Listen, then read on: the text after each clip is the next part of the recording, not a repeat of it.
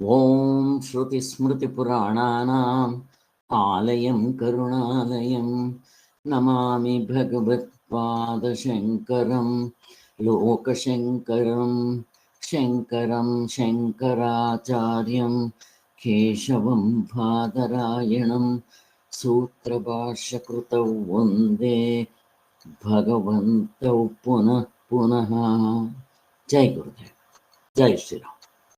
ಇವರುಗಳನ್ನ ನೆನೆಸ್ಕೊಂಡು ಆಶೀರ್ವಾದ ತಗೊಂಡು ನಾವು ಇವತ್ತು ಗೌಡಪಾದ ಹೃದಯ ಅಂತ ನೋಡ್ತಾ ಇದ್ದೀವಿ.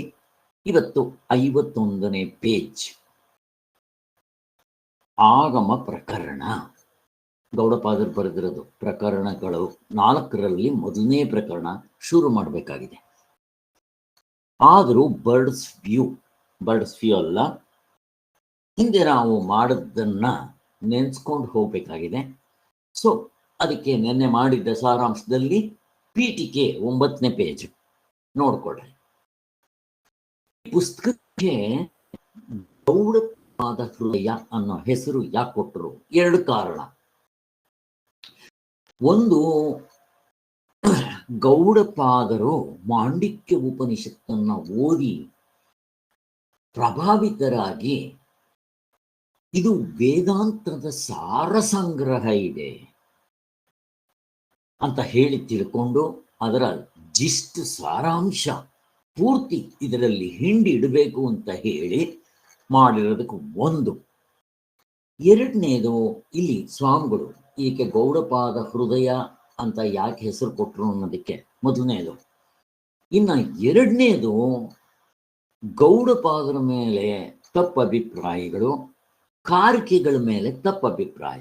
ಗೌಡಪಾದರು ಅವರು ಅದ್ವೈತ ವೇದಾಂತಿಗಳೇ ಅಲ್ಲ, ಬುದ್ಧಿಸಂನವರು ಅಂತ ಒಂದು ತಪ್ಪು ಅಭಿಪ್ರಾಯ ಇತ್ತು. ಸ್ವಾಮಿಗಳು ಬಂದ್ಮೇಲೆ ಅವನ್ನೆಲ್ಲ ತೆಗೆದುಹಾಕಿದ್ರು. ಇಲ್ಲ, ಅವರು ವೇದಾಂತಿಗಳೇ, ಪಕ್ಕ ವೇದಾಂತಿಗಳು ಅಂತ ತೋರಿಸಿದ್ರು. ಅದು ತೋರಿಸೋದಿಕ್ಕೆ ಶಂಕರಾಚಾರ್ಯರು ಭಾಷ್ಯ ಬರೆದಿರೋದೇ ಕಾರಣ. ಶಂಕರಾಚಾರ್ಯರು ಗೌಡಪಾದರು ಬರೆದಿರೋ ಪುಸ್ತಕಕ್ಕೆ ಭಾಷ್ಯ ಬರೆದ್ರು ಅಂತಂದ್ರೆ ಅವರು ಬುದ್ಧಿಸಂನವರು ಅಂತಂದ್ರೆ ಯಾರು ನಗಲ್ವಾ? 2ನೇದು, ಸುರೇಶ್ವರಾಚಾರ್ಯರು ಬರೆಯುವಾಗ ಶಂಕರಾಚಾರ್ಯರನ್ನು ನೆನೆಸ್ಕೊಂಡು ಅವರ ಪರಮ ಗುರುಗಳಾದ ಗೌಡಪಾದರನ್ನು ನೆನೆಸ್ಕೊಂಡು ಸ್ಪಷ್ಟವಾಗಿ ಹೇಳಿದ್ದಾರೆ. ಆದ್ದರಿಂದ ಇವೆಲ್ಲ ಕಾರಣದಿಂದ ಗೌಡಪಾದರು ಬುದ್ಧಿಸಂನವರು ಅಲ್ಲ. ಮತ್ತೆ ತಪ್ಪು ಅಭಿಪ್ರಾಯಗಳು ಬೇಕಾದಷ್ಟಿದೆ. ಏನದು? ಈ 4 ಪ್ರಕರಣಗಳಲ್ಲಿ ಗೌಡಪಾದರೇ ಮಾಂಡಿಕ್ಯ ಉಪನಿಷತ್ತನ್ನ ಬರೆದ್ರು ಅಂತ ಹಾಕ್ಬಿಟ್ಟಿದ್ದಾರೆ. ಯಾಕೆ? ಅವರು ಆಗಮ ಪ್ರಕರಣ ಅಂತ ಬರೆದಿರೋದ್ರಿಂದ ಆಗಮ ಪ್ರಕರಣ ಅಂತ ಬರೆದಿದ್ದಾರೆ ಹೊರತು ಅದನ್ನ ಉಪನಿಷತ್ ಅಂತ ಹೇಳಿದ್ದಾರೇನೋ. ಈ ಕೆಲವರೆಲ್ಲ ತಪ್ಪು ಅಭಿಪ್ರಾಯ ಮಾಡಿದ್ದಾರೆ. ಈ 2-3 ಅಭಿಪ್ರಾಯಗಳು ಇದೆ. ಆಮೇಲೆ ಅವೈದಿಕರನ್ನ ಅವ್ರು ತಪ್ಪಾಗಿ ತಿಳ್ಕೊಂಡಿದ್ದಾರಲ್ಲ, ಅವ್ರದ್ದೇನು ತಪ್ಪು ತಿಳ್ಕೊಂಡಿದ್ದಾರೆ, ನಾವು ಅವ್ರು ಬಿದ್ದಿರೋ ಗುಂಡಿಗೆ ಬೀಳಬಾರ್ದು ಅಂತ ಹೇಳಿ ಅದರಲ್ಲಿ ನಮಗೆ ವೈದ್ಯತ್ಯ ಪ್ರಕರಣದಲ್ಲಿ ತೋರಿಸಿದ್ದಾರೆ. ಅದಕ್ಕೋಸ್ಕರ ಈ 2 ಕಾರಣದಿಂದ ಗೌಡಪಾದರ ಹೃದಯ, ಅವರ ಅಂತಃಕರಣ, ಮನಸ್ಸಿನಲ್ಲಿ ಏನಿತ್ತೋ ಅದನ್ನ ಹೊರಪಡಿಸೋದಕ್ಕೋಸ್ಕರ ಹೃದಯ ಅಂತ ಹೆಸರಿಟ್ಟಿದ್ದಾರೆ, ಗೌಡಪಾದರ ಹೃದಯ. ಈ ಪುಸ್ತಕ ಬರೆಯಕ್ಕೆ ಮೊದಲು ಸಚ್ಚಿದಾನಂದ ಸರಸ್ವತಿ ಸ್ವಾಮಿಗಳು ಮಾಂಡಿಕ್ಯ ರಹಸ್ಯ ವಿವೃತ್ತಿ ಅಂತ ಒಂದು ಸಂಸ್ಕೃತನ ಪುಸ್ತಕ ಬರೆದ್ರು. ಇವರೆಲ್ಲ ಮುಕ್ತರಾದ್ಮೇಲೆ ಬರ್ದಿದ್ದು. ಬರೆದಾದ್ಮೇಲೆ ಅರೆ ಅದು ತುಂಬಾ ಚೆನ್ನಾಗಿದೆ, ತುಂಬಾ ದೊಡ್ಡದು, ನಮ್ಗೆ ಅದನ್ನು ಹೆಸರು ಹೇಳೋ ಯೋಗ್ಯತೆ ಇಲ್ಲ. ಆದ್ರಿಂದ ಆದರೆ ಕನ್ನಡಿಗರಿಗೆ ಇದು ಮಿಸ್ ಬರುತ್ತಲ್ಲ ಅಂತ ಹೇಳಿ ಅದರ ಜಿಸ್ಟ್, ಅದರ ಸಾರಾಂಶವನ್ನ ಗೌಡಪಾದ ಹೃದಯದಲ್ಲಿ ತುಂಬಿಟ್ರು. ಇದು ನಮಗೆ ಉಪನಿಷತ್ತುಗಳ ತರ ಮಂಜರಿ. ಇಷ್ಟೇ ಸಾಕು. ಗೌಡಪಾದರನ್ನ ಹೃದಯ ಹೆಸರು ಯಾಕೆ ಬಂತು? ಬೇಕಾದಷ್ಟಾಯಿತು. ಈಗ ಗೌಡಪಾದರು ಯಾರು? ಅವರು ಪಕ್ಕ ವೇದಾಂತಿಗಳು. ಅದರ ಜೊತೆಗೆ ಇವರು ಬುದ್ಧಿಸಂನವರು ಅಲ್ಲ. ಮತ್ತೆ ಗೌಡಪಾದರು ಅಂತ ಯಾಕೆ? ಹಿಂದೆ ದ್ರಾವಿಡರು, ಗೌಡಪಾದರು, ಗೌರವದಿಂದ ಹೇಳೋದು, ಶೆಟ್ರು, ಬ್ರಾಹ್ಮಣರು, ಗೌಡಪಾದರು, ದ್ರಾವಿಡರು ಅಂತ. ಆ ದೃಷ್ಟಿಯಿಂದ ಗೌಡ ಪಾದ ಅಂತ ಯಾಕೆ? ಪಾದ ಅಂತಂತಂದ್ರೆ ಅದು ಒಂದು ಶ್ರೇಷ್ಠವಾದ ಇದು ಪಾದ ಹೆಸರು, ಅದು ಕೂಡ ಪಾದನೇ, ಗೌರವಕ್ಕಾಗಿ ಹೇಳೋದು. ಭಗವತ್ಪಾದರು, ಕೃಷ್ಣ ಪಾದರು ಅಂತ. ಈ ಭಗವತ್ಪಾದರ ಕಡೆಯವರೆಲ್ಲ ಪಾದ ಪಾದ ಅಂತಾರೆ. ರಾಮಕೃಷ್ಣ ಮಠದವರು ಆನಂದ ಅಂತ ಹೆಸರಿಟ್ಕೊಂತಾರೆ. ವಿವೇಕಾನಂದ ಅಲ್ಲ, ವಿವೇಕಾನಂದರು. ಹಾಗೆ ಪುರುಷೋತ್ತಮಾನಂದರು, ಹರ್ಷಾನಂದರು ಅಂತ. ಇನ್ನು ಈ ಕಡೆ ಇರೋರು ಸಚ್ಚಿದಾನಂದೇಂದ್ರ ಸರಸ್ವತಿ ಸ್ವಾಮಿಗಳು. ನಮ್ಮ ಕುಲದ ಗುರುಗಳು, ಸನ್ಯಾಸಿಗಳ ಹೆಸರು ಸಚ್ಚಿದಾನಂದೇಂದ್ರ ಸರಸ್ವತಿ ಸ್ವಾಮಿಗಳು. ಈ ಥರ ಸಚ್ಚಿದಾನಂದೇಂದ್ರ ಸರಸ್ವತಿ ಅಂತ ಹೀಗೆ ತಗೊಂತಾರೆ. ಅವರು ಒಂದೊಂದು ಯಾರೋ ಸನ್ಯಾಸಿಗಳು ಕೊಡೋರು ಈ ರೀತಿ ಕೊಡ್ತಾರೆ. ಹಾಗೆ ಗೌಡಪಾದರು ಅನ್ನೋ ಹೆಸರು ಬಂದಿದೆ. ಈ ಗೌಡಪಾದರು ಯಾರು ಅಂತಂದ್ರೆ ಆವಾಗಲೇ ಅದು ಹೇಳಿದ್ದಾಯ್ತು. ಮತ್ತೆ ಈ ಗ್ರಂಥಕ್ಕೆ ಮೊದಲು ಗೌಡಪಾದ ಕಾವ್ಯ ಅಂತ ಏನು ಹೆಸರಿರಲಿಲ್ಲ. ಯಾವಾಗ ಶಂಕರಾಚಾರ್ಯರು ಭಾಷ್ಯ ಬರೆಯುವಾಗ ಇದಕ್ಕೆ ಆಗಮಶಾಸ್ತ್ರ ಅಂತಾನೆ ಹೆಸರು. ಆಗಮಶಾಸ್ತ್ರನೂ ಅಲ್ಲ, ಈ ತಾಳಗೆರೆ ಇತ್ತು ನೋಡ್ರಿ, ಅದರಲ್ಲಿ ಇದಕ್ಕೆ ಆಗಮಶಾಸ್ತ್ರ ಅಂತ ಹೆಸರಿತ್ತು. ಆಮೇಲೆ ಇದಕ್ಕೆ ಗೌಡಪಾದ ಕಾರಿಕೆ ಅಂತ ಹೆಸರು ಬಂದಿದೆ. ಈಗ ನಮ್ಮ ಶಂಕರಾಚಾರ್ಯ ಭಾಷ್ಯ ಬರೆಯುವಾಗಲೂ ಕೂಡ ಬೇರೆ ಹೆಸರು ಇರಲಿ. ಗೌಡಪಾದರ ಬೇರೆ ಬೇರೆ ಗ್ರಂಥಗಳು ಬರೆದಿದ್ದಾರೆ. ಒಟ್ಟೊಂದು 4 ಪುಸ್ತಕಗಳು ಬರೆದಿದ್ದಾರೆ. ಅದರಲ್ಲಿ 2 ಸಾಂಖ್ಯಕಾರಿಕೆ ಮೇಲೆ ಒಂದು ಬರೆದಿದ್ದಾರೆ, ಉತ್ತರ ಗೀತೆ ಅಂತ ಬರೆದಿದ್ದಾರೆ. ಇದು ಉತ್ತರ ಗೀತೆ. ಹಾಗೆಯೇ ನನಗೆ ಭಗವದ್ಗೀತೆ ಭಾಷ್ಯ ಹೋಗ್ತಾ ಇದ್ದಾಗ ಅಣುಗೀತೆ ಅಂತ ಒಂದಿತ್ತು. ನನಗೆ ಇವಾಗಲೂ ಅದರ ಅರ್ಥ ಗೊತ್ತಾಗ್ಲಿಲ್ಲ. ಅನುಗೀತೆ ಅದೇನು ಅನುಸರಿಸ್ಕೊಂಡ್ಬರೋದ್ರಿಂದ ಅನುಗೀತೆನ ನಾನು ಗೋಪಿನಾಥ್ ಅವ್ರ ಹತ್ರ ಕೇಳಿದೆ. ಯಾಕೋ ನನಗಷ್ಟು ಸಮಂಜಸ ಆಗಲಿಲ್ಲ. ಒಟ್ಟಿನಲ್ಲಿ ಈ ಥರ ಇದೆ. ಇಲ್ಲಿ ನೋಡ್ರಿ, ಇಲ್ಲಿ ಅನುಗೀತೆ ಅಂತ ಭಗವದ್ಗೀತೆ ಭಾಷ್ಯದಲ್ಲೇ ಇದೆ, ಇಲ್ಲಿ ಉತ್ತರ ಗೀತೆ ಅಂತ ಹೇಳ್ತಾರೆ. ಎಲ್ಲ ಅದಕ್ಕೆ ಭಗವದ್ಗೀತೆಗೆ ಸಂಬಂಧಪಟ್ಟಿರೋದೆ. ಇನ್ನು 1-2 ಪುಸ್ತಕಗಳನ್ನ ಬರೆದಿದ್ದಾರೆ ಅಂತ ಬೇರೆಯವರು ಹೇಳೋದು. ಸಾಂಗ್ಗಳು ನೋಡ್ರಿ, ಅವುಗಳನ್ನೆಲ್ಲ ಓದ್ಬಿಟ್ಟು ಇದು ಗೌಡಪಾದರು ಬರ್ತಿಲ್ಲ ಅಂತ ಸ್ಪಷ್ಟವಾಗಿ ಬರೆದಾಕ್ಬಿಟ್ಟಿದ್ದಾರೆ. ಹೇಗಿದೆ? ಯಾಕೆ? ಗೌಡಪಾದ ಕಾರಿಕೆ ಶಂಕರಾಚಾರ್ಯ ಭಾಷ್ಯ ಬರೆದಿದ್ದಾರೆ. ಬರಿಬೇಕಾದ್ರೆ ಗೌಡಪಾದರು ಅಂತ ಹೇಳಿದ್ದಾರೆ. ಮಂತ್ರದಲ್ಲಿ ಅವ್ರನ್ನ ಗುರುಗಳು ಅಂತ ನೆನೆಸ್ಕೊಂಡಿದ್ದಾರೆ. ಸುರೇಶ್ವರಾಚಾರ್ಯರು ಪರಮ ಗುರುಗಳು ಅಂತ ಹೇಳಿದ್ದಾರೆ. ಬಟ್ ಇದು ಪುಸ್ತಕಗಳು ಓದಿದ್ರೆ ಅಲ್ಲಿಗೂ ಇಲ್ಲಿಗೂ ಸ್ವಲ್ಪ ತುಂಬಾ ವ್ಯತ್ಯಾಸ ಇದೆ ತತ್ವಗಳಲ್ಲಿ, ಸಾಧನೆಗಳಲ್ಲಿ. ಆದ್ರಿಂದ ಸ್ವಾಮಿಗಳು ಸ್ಪಷ್ಟವಾಗಿ 4 ಪುಸ್ತಕಗಳು ಬರೆದಿಲ್ಲ. ನಮಗ್ ಸಿಕ್ಕಿರೋದು ಗೌಡಪಾದ ಕಾರಿಕೆ, ಅದು ಒಂದೇ. ಅದಕ್ಕೂ ಕೂಡ ಆವಾಗ ಹೆಸರೇನಿತ್ತು? ಆಗಮಶಾಸ್ತ್ರ ಅಂತ ಇತ್ತು ಅಷ್ಟೇ. ಅದಕ್ಕೋಸ್ಕರನೇ ತುಂಬಾ ಜನ ಕನ್ಫ್ಯೂಸ್ ಮಾಡ್ಕೊಂಡಿದ್ದಾರೆ. ಅದಕ್ಕೆ ಆಗಮಶಾಸ್ತ್ರ ಅಂತಿತ್ತು, ಅದಕ್ಕೋಸ್ಕರ ಇದು ಉಪನಿಷತ್ತೇ ಅಂತ ಅನ್ಕೊಂಡು ಮಾಡ್ಕೊಂಡಿದ್ದಾರೆ. ಈಗ ಮಾಂಡಿಕ್ಯ ಉಪನಿಷತ್ತ ಅಥವಾ ಯಾರೋ ಬರ್ದಿರ್ದ ಅಂತ ಪ್ರಶ್ನೆ ಬಂದ್ರೆ ಅದು ಉಪನಿಷತ್ತೇ. ಅದು ಪೌರುಷೇಯ ಗ್ರಂಥವಲ್ಲ ಅಂತ ಸ್ಪಷ್ಟವಾಗಿ ಸಚ್ಚಿದಾನಂದ ಸರಸ್ವತಿ ಸ್ವಾಮಿಗಳು ತೋರಿಸಿದ್ದಾರೆ. ಅದು ಇಂಪಾರ್ಟೆಂಟ್.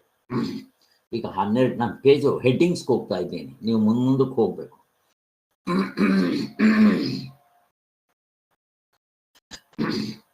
ಕಾರಿಕೆಗಳು ಆಮೇಲೆ ಬರ್ದಿದ್ದು, ಉಪನಿಷತ್ತು ಮೊದಲೇ ಇತ್ತು. ವೇದವ್ಯಾಸರ ಕಾಲದಲ್ಲೇ ಉಪನಿಷತ್ತುಗಳಿತ್ತು. ಆದ್ದರಿಂದ ಬಾದರಾಯಣರು ಎಲ್ಲೂ ಕಾರಿಕೆಗಳನ್ನ ತಂದಿಲ್ಲ, ಅಲ್ಲಿ ಬರದಿಲ್ಲ. ಸೂತ್ರ ಭಾಷೆಯಲ್ಲಿ ನೀವು ಎಲ್ಲಿ ಹುಡುಕಿದ್ರು ಗೌಡಪಾದ ಕಾರಿಕೆ ಬರ್ದಿಲ್ಲ. ಇನ್ನ ಆಗಮ ಪ್ರಕರಣಕ್ಕೂ ಉಪನಿಷತ್ತಿಗೂ ವೈಲಕ್ಷಣ ವಿಧಿಯೇ. ಉಪನಿಷತ್ತೆ ಆ ಪ್ರಕರಣ ಬೇರೆ. ಆದರೆ ನಮ್ಗೆಲ್ಲ ಅರ್ಥ ಮಾಡ್ಕೊಳ್ಳೋದಿಕ್ಕೆ ಚೆನ್ನಾಗಿ ಹೇಳಿದ್ದಾರೆ. ಈಗ ಆಗಮ ಪ್ರಕರಣ ಮಾಡ್ತಾ ಇದ್ದೀವಿ, ನಿಮ್ಗೆ ಅರ್ಥ ಆಗುತ್ತೆ. ಇದೆ ಡಿಫರೆನ್ಸ್ ಇದೆ.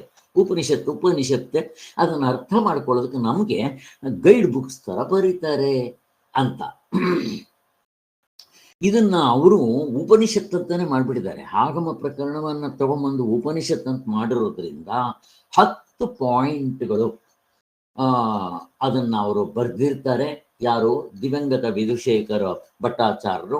ಪ್ರತಿಯೊಂದಕ್ಕೂ ಸಚ್ಚಿದಾನಂದ ಸರಸ್ವತಿ ಸ್ವಾಮಿಗಳು ಅಲ್ಲಲ್ಲೇ ಕರೆಕ್ಟಾದ ಆನ್ಸರ್ ಕೊಟ್ಟು ಇದು ಪ್ರಕರಣವೇ, ಇದು ಯಾವುದು, ಇದು ಉಪನಿಷತ್ ಅಲ್ಲ ಅಂತ ಸ್ಪಷ್ಟವಾಗಿ ಅವರು ತೋರಿಸ್ಕೊಟ್ಟಿದ್ದಾರೆ. 10 ಪಾಯಿಂಟ್ಗಳು. ಅದನ್ನು ಸುಮ್ಮನೆ ಒಂದ್ಸಾರಿ ಓದ್ಕೋಬೇಕು. ನಾನು ಅದನ್ನೇನು ಮಾಡಕ್ಕೆ ಹೋಗಿಲ್ಲ ನಿಮಗೆ. ಈಗ ಉಪನಿಷತ್ಗೂ ಆಗಮ ಪ್ರಕರಣಕ್ಕೂ ತುಂಬ ಸಂಬಂಧ ಇದೆ. ಅಲ್ಲಿರೋದನ್ನೇ ಇಲ್ಲಿ ಸ್ಪಷ್ಟವಾಗಿ ನಮಗೆ ತೋರಿಸ್ಕೊಟ್ಟಿದ್ದಾರೆ. ಸ್ವಲ್ಪ ಹೆಸರುಗಳು ಚೇಂಜ್ ಮಾಡಿದ್ದಾರೆ, ಅಷ್ಟು ಬಿಟ್ರೆ ಇನ್ನೇನಿಲ್ಲ. ಈಗ ನಾವು ಉಪನಿಷತ್ ಓದಿದ್ವಿ. ಉಪನಿಷತ್ ಅಂದ್ರೆ ಮಂಜರಿ.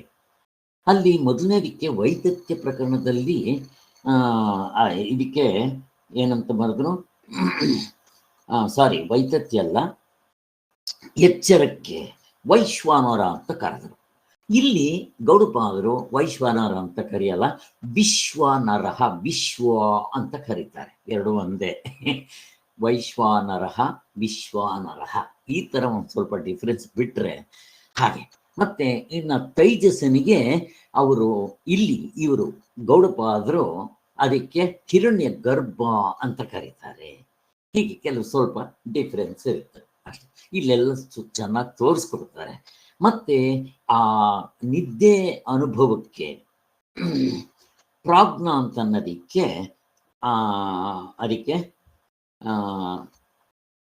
ಅವ್ಯಕ್ತ ಅಂತ, ಪ್ರಾಣ ಅಂತ ಯಾಕೆ ಇವನ್ನೆಲ್ಲ ಕರೆದ್ರು ಅಂತ ಸ್ಪಷ್ಟವಾಗಿ ಅಲ್ಲಿ ತೋರಿಸ್ತಾರೆ. ಮುಂದಕ್ಕೆ ಇಲ್ಲೇ ಕ್ಲೀನಾಗಿ ಹೇಳ್ತಾರೆ, ನಮ್ಗಿನ್ನೂ ಸ್ಪಷ್ಟತೆ ಬರುತ್ತೆ. ಕಾರಿಕೆಗಳಲ್ಲಿರುವ ಓಂಕಾರಕ್ಕೂ ಉಪನಿಷತ್ತಿನಲ್ಲಿರುವ ಓಂಕಾರಕ್ಕೂ ವ್ಯತ್ಯಾಸ ಏನೂ ಇಲ್ಲ, ಎರಡೂ ಒಂದೇ. ಉಪನಿಷತ್ನಲ್ಲಿ ಮೊದಲನೇ ಮಂತ್ರದಲ್ಲೇ ಓಂಕಾರವನ್ನ ಹೇಳ್ಬಿಟ್ಟಿದ್ದಾರೆ, ನಮಗ್ ಗೊತ್ತು. ಅಥಾಥೋ ಅಲ್ಲ, ಓಮಿತ್ತೇದ ಅಕ್ಷರಂ ಇದಗಂ ಅಂತ. ಈ ಕಾರಿಕೆಗಳಲ್ಲಿ 9ನೇ ಮಂತ್ರದಲ್ಲಿ ಓಂಕಾರವನ್ನ ತಗೊಂಡ್ಬರ್ತಾರೆ. ಈ ತರ ಸ್ವಲ್ಪ ಡಿಫರೆನ್ಸ್ ಬಿಟ್ರೆ ಇನ್ನೇನಂತ ಹೇಳ್ಕೊಳ್ಳೋಂಥ ಡಿಫ್ರೆನ್ಸ್ ಏನಿಲ್ಲ. ಅವ ಇಂಪಾರ್ಟೆಂಟು, ಮೊದಲು ಹೇಳಿದ್ರು ಕೊನೆಯಲ್ಲಿ ಹೇಳಿದ್ರು ಅವಲ್ಲ. ಇವು ಚಿಕ್ಕ ಮಕ್ಕಳು ಇಟ್ಕೊಂಡು ಆಟ ಆಡೋ ಪ್ರಶ್ನೆ. ನಮ್ಗೆ ಅದ್ರ ಸಾರಾಂಶಕ್ಕೆ ಹೋಗ್ಬೇಕಾ, ಈ ರೀತಿ ಚಿಂತನೆ ಮಾಡ್ಬೇಕಾ ಅಂತ.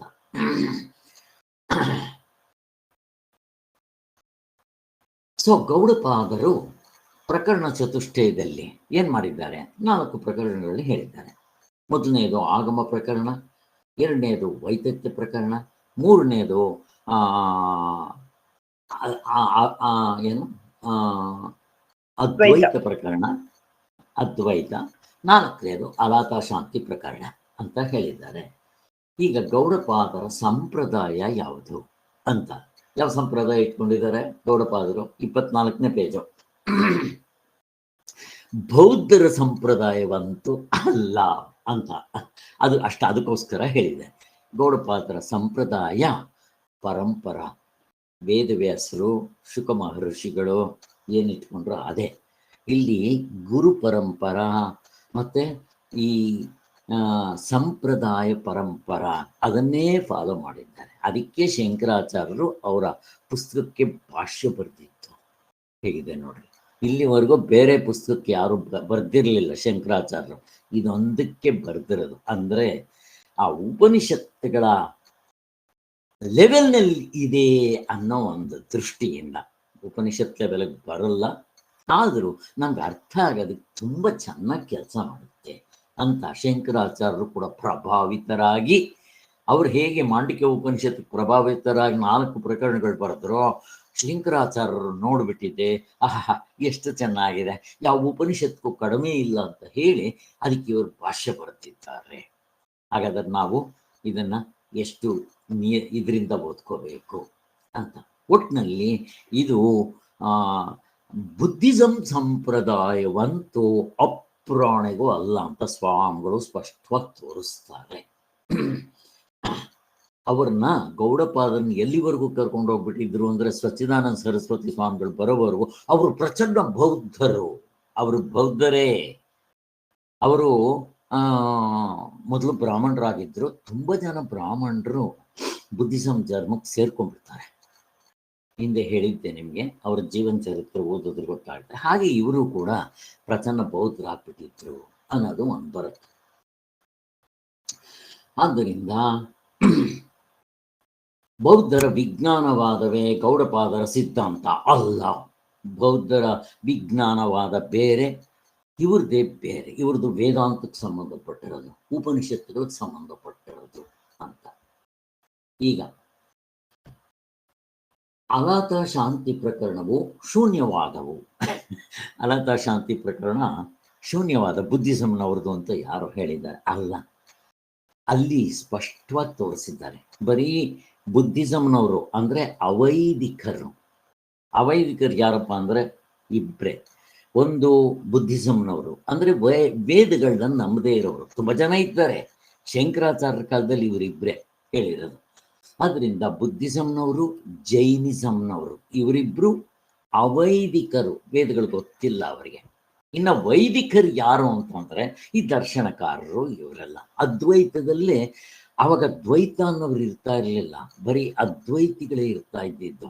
ಇಲ್ಲಿ ಅದ್ವೈತಿಗಳೇ ದ್ವೈತಿಗಳ ತರ ರಿಯಾಕ್ಟ್ ಮಾಡ್ತಾ ಇದ್ರು ಅಷ್ಟೇ. ನಾವು ಅದ್ವೈತನೇ ಹೇಳ್ತೀವಿ ಅಂತ ಹೇಳಿದ್ದೆ, ಹೇಳೋದೆಲ್ಲ ದ್ವೈತ. ಹೆಸರು ಮಾತ್ರ ಟೈಟ್ಲ್ ಅದ್ವೈತ, ಡೂಪ್ಲಿಕೇಟ್ ಅಲ್ವಾ ಇದು? ಆದ್ರಿಂದ ಅವ್ರಿಗೂ ಗೊತ್ತಿಲ್ಲ, ತಪ್ಪು ಅರ್ಥ ಮಾಡ್ಕೊಂಡಿದ್ರು. ಅದಕ್ಕೋಸ್ಕರ ಆ ಅಲಾತ ಶಾಂತಿ ಪ್ರಕರಣದಲ್ಲಿ ಬರೀ ಬುದ್ಧಿಸಂನವ್ರನ್ನ ಮಾತ್ರ ಅಲ್ಲ ಹೊಡೆದಾಕಿರೋದು. ಅಲ್ಲಿ ದರ್ಶನಕಾರರನ್ನ, ಕಪಿಲ ಸಾಂಖ್ಯರನ್ನು ಹೊಡೆದಾಕ್ತಾರೆ. ಆಮೇಲೆ ಇವ್ರನ್ನ ಪಾತಂಜಲಗಳನ್ನ, ಮತ್ತೆ ವೈಶೇಷಿಕರನ್ನ, ಇವರೆಲ್ಲ ತಾರ್ಕಿಗಳಲ್ವಾ, ಅವ್ರನ್ನೆಲ್ಲ ಹೊಡೆದಾಕಿ ಹಾಗೆ ಬುದ್ಧಿಸಂನವ್ರನ್ನು ಹೊಡೆದಾಕ್ತಾರೆ.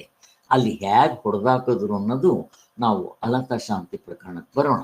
ಅಲಾತ ಶಾಂತಿ ಪ್ರಕರಣಕ್ಕೆ 100 ಶ್ಲೋಕಗಳನ್ನ ಬರೆದಿದ್ದಾರೆ, ಮಿಕ್ಕಿರೋದಕ್ಕೆಲ್ಲ ಕಡಿಮೆ ಮಾಡ್ಕೊಂಡು ಬಂದಿದ್ದಾರೆ ಅಂತ. ಅದಕ್ಕೋಸ್ಕರ ಇಷ್ಟು ಸಾಕು. ಇನ್ನ ಬೌದ್ಧರ ಪಾರಿಭಾಷಿಕ ಶಬ್ದಗಳು ಪ್ರಕ್ರಿಯೆಯು, ಅಲ್ಲಿ ಕೊನೆಯಲ್ಲಿ ಅಲಾತ ಶಾಂತಿ ಪ್ರಕರಣದಲ್ಲಿ ಗೌಡಪಾದರು ಏನ್ ಮಾಡಿದ್ರು ಅಂತಂದ್ರೆ, ಬುದ್ಧಿಸಂನವರು ಯಾವ ಮಂತ್ರಗಳನ್ನ ಉಪಯೋಗಿಸ್ತಾರೋ ಅದೇ ಮಂತ್ರಗಳನ್ನೇ ಹೇಳ್ಕೊಂಡು ಅವ್ರನ್ನ ಹೊಡೆದಾಕ್ತಾರೆ.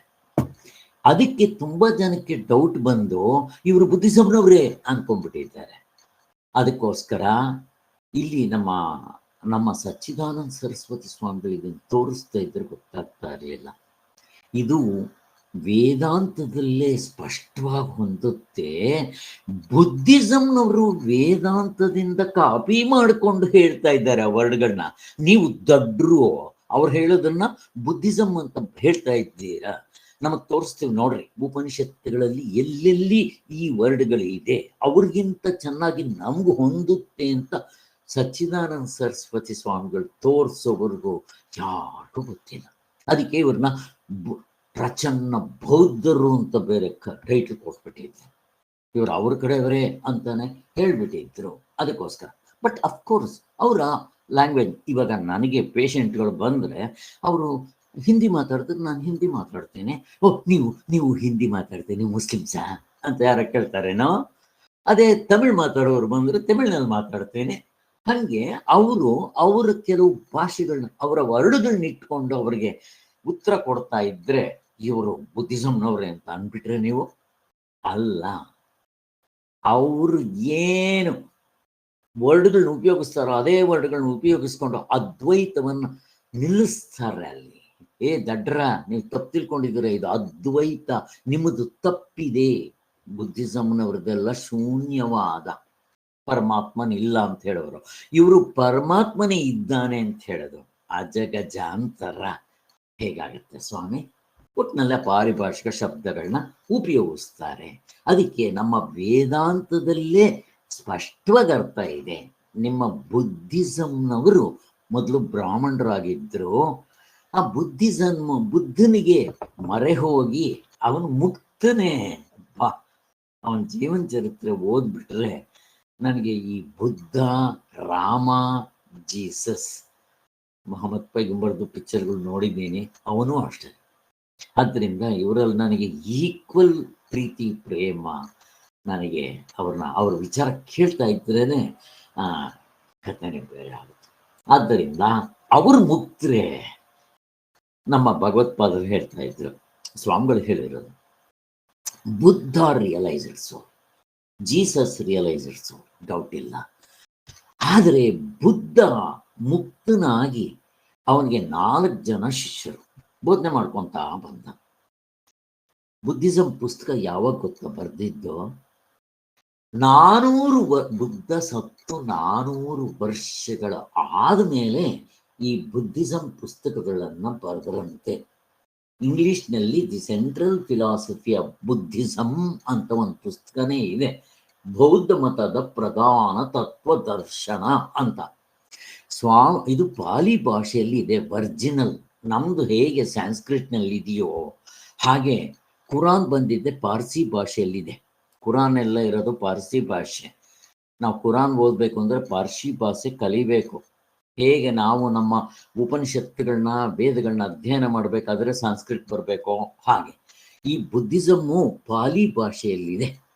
ಸಚ್ಚಿದಾನಂದ ಸರಸ್ವತಿ ಸ್ವಾಮಿಗಳು ಪಾಲಿ ಭಾಷೆಯನ್ನು ತರಿಸ್ಕೊಂಡು ಓದ್ಕೊಂಡು ಅವರ ಕೆಲವು ಪಾಯಿಂಟ್ಗಳನ್ನ ಅವ್ರಿಗೆ ತಿಳಿಸಿದಾಗ ಅಲ್ಲಿ ಪಾಲಿ ಭಾಷೆ ಓದ್ಕೊಂಡು ಬುದ್ಧಿಸಂ ಧರ್ಮದಲ್ಲಿರೋರು ಎಲ್ಲ ನಾವಿಷ್ಟು ಓದ್ಕೊಂಡು ನಮ್ಗೆ ಹೊಳಿಲಿಲ್ವಲ್ಲ, ಇದು ನೀವು ಹೇಳ್ತಾ ಇರೋದು ಕರೆಕ್ಟ್ ಇದೆಯಲ್ಲ ಅಂತ ಹೇಳಿದ್ರಂತೆ.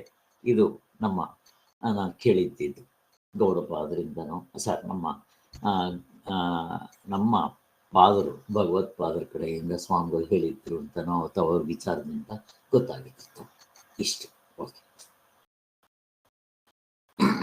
ಒಟ್ಟಿನಲ್ಲಿ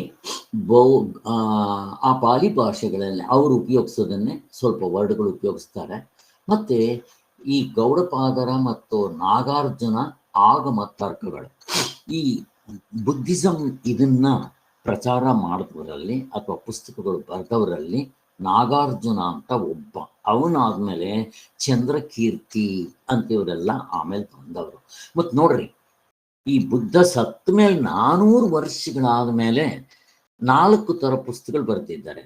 ಬುದ್ಧಿಸಂ ಈ 4 ಜನ ಶಿಷ್ಯರು, ಈ 4 ಪುಸ್ತಕಗಳು ಒಂದಿದ್ದಂಗೆ ಇನ್ನೊಂದಿಲ್ಲ. ಹಾಗಾದ್ರೆ ಇಲ್ಲಿ ಬುದ್ಧ ಹೇಳಿದ್ ಯಾವುದು? 0. ಅರ್ಥ ಆಯ್ತಾ?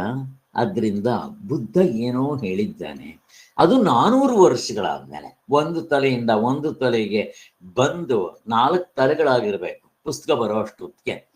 ಇದು ಬಾಯಿಂದ ಬಾಯಿಗೆ ಬಂದ್ರೆ ಗೊತ್ತಲ್ವಾ ನಿಮ್ಗೆ? ಹಿಂದೆ ಒಂದ್ಸಾರಿ ಕಥೆನೇ ಹೇಳಿದ್ವಿ, ಇವಾಗ ಹೇಳಕ್ ಹೋಗಲ್ಲ. ಅದರಿಂದ ಬಾಯಿಂದ ಬಾಯಿಗೆ ಬರೋ ಅಷ್ಟೊತ್ತಿಗೆ ಪೂರ್ತಿ ಚೇಂಜ್ ಆಗ್ಬಿಟ್ಟಿರುತ್ತೆ. ಹೀಗೆ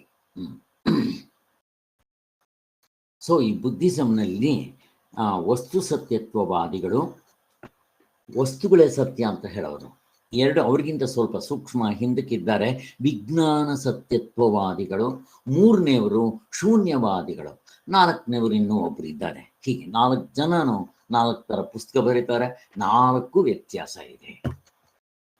ಇದು ಇಂಪಾರ್ಟೆಂಟ್. ಈಗ ನಮ್ಮ ವೇದಗಳ ಕೊನೆ 10 ಉಪನಿಷತ್ತುಗಳಿಗೆ ಶಂಕರಾಚಾರ್ಯ ಭಾಷ್ಯ ಬರ್ತಿದ್ದಾರಲ್ಲ ಅದು. ಆಮೇಲೆ ಗೌಡಪಾದರು ಕಾರಿಕೆ ಬರ್ತಿದ್ದಾರಲ್ಲ ಅದು.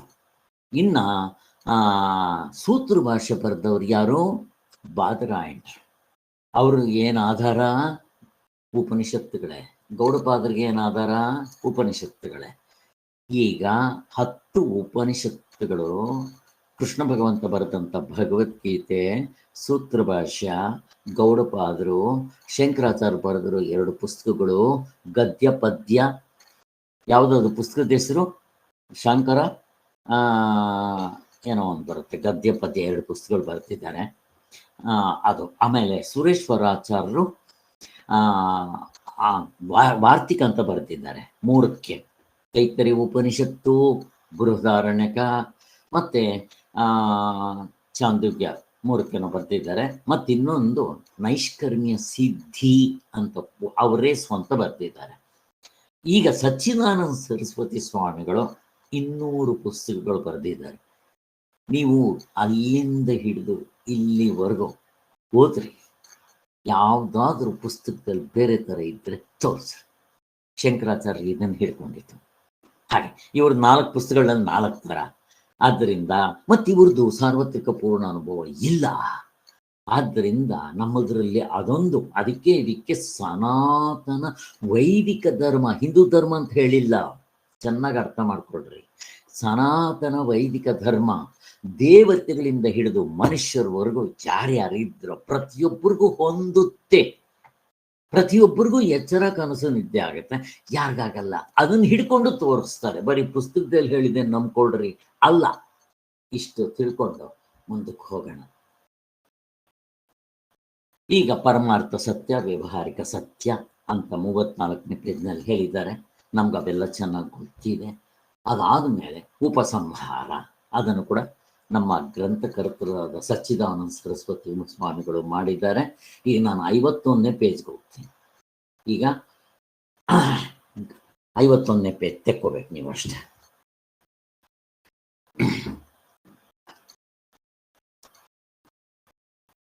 ಅಲ್ಲಿಗೆ ಎಷ್ಟೊತ್ತಾಯಿತು? ಐ ಥಿಂಕ್ 15 ನಿಮಿಷ ಆಯಿತು ಅನ್ಕೊಂತೀನಿ.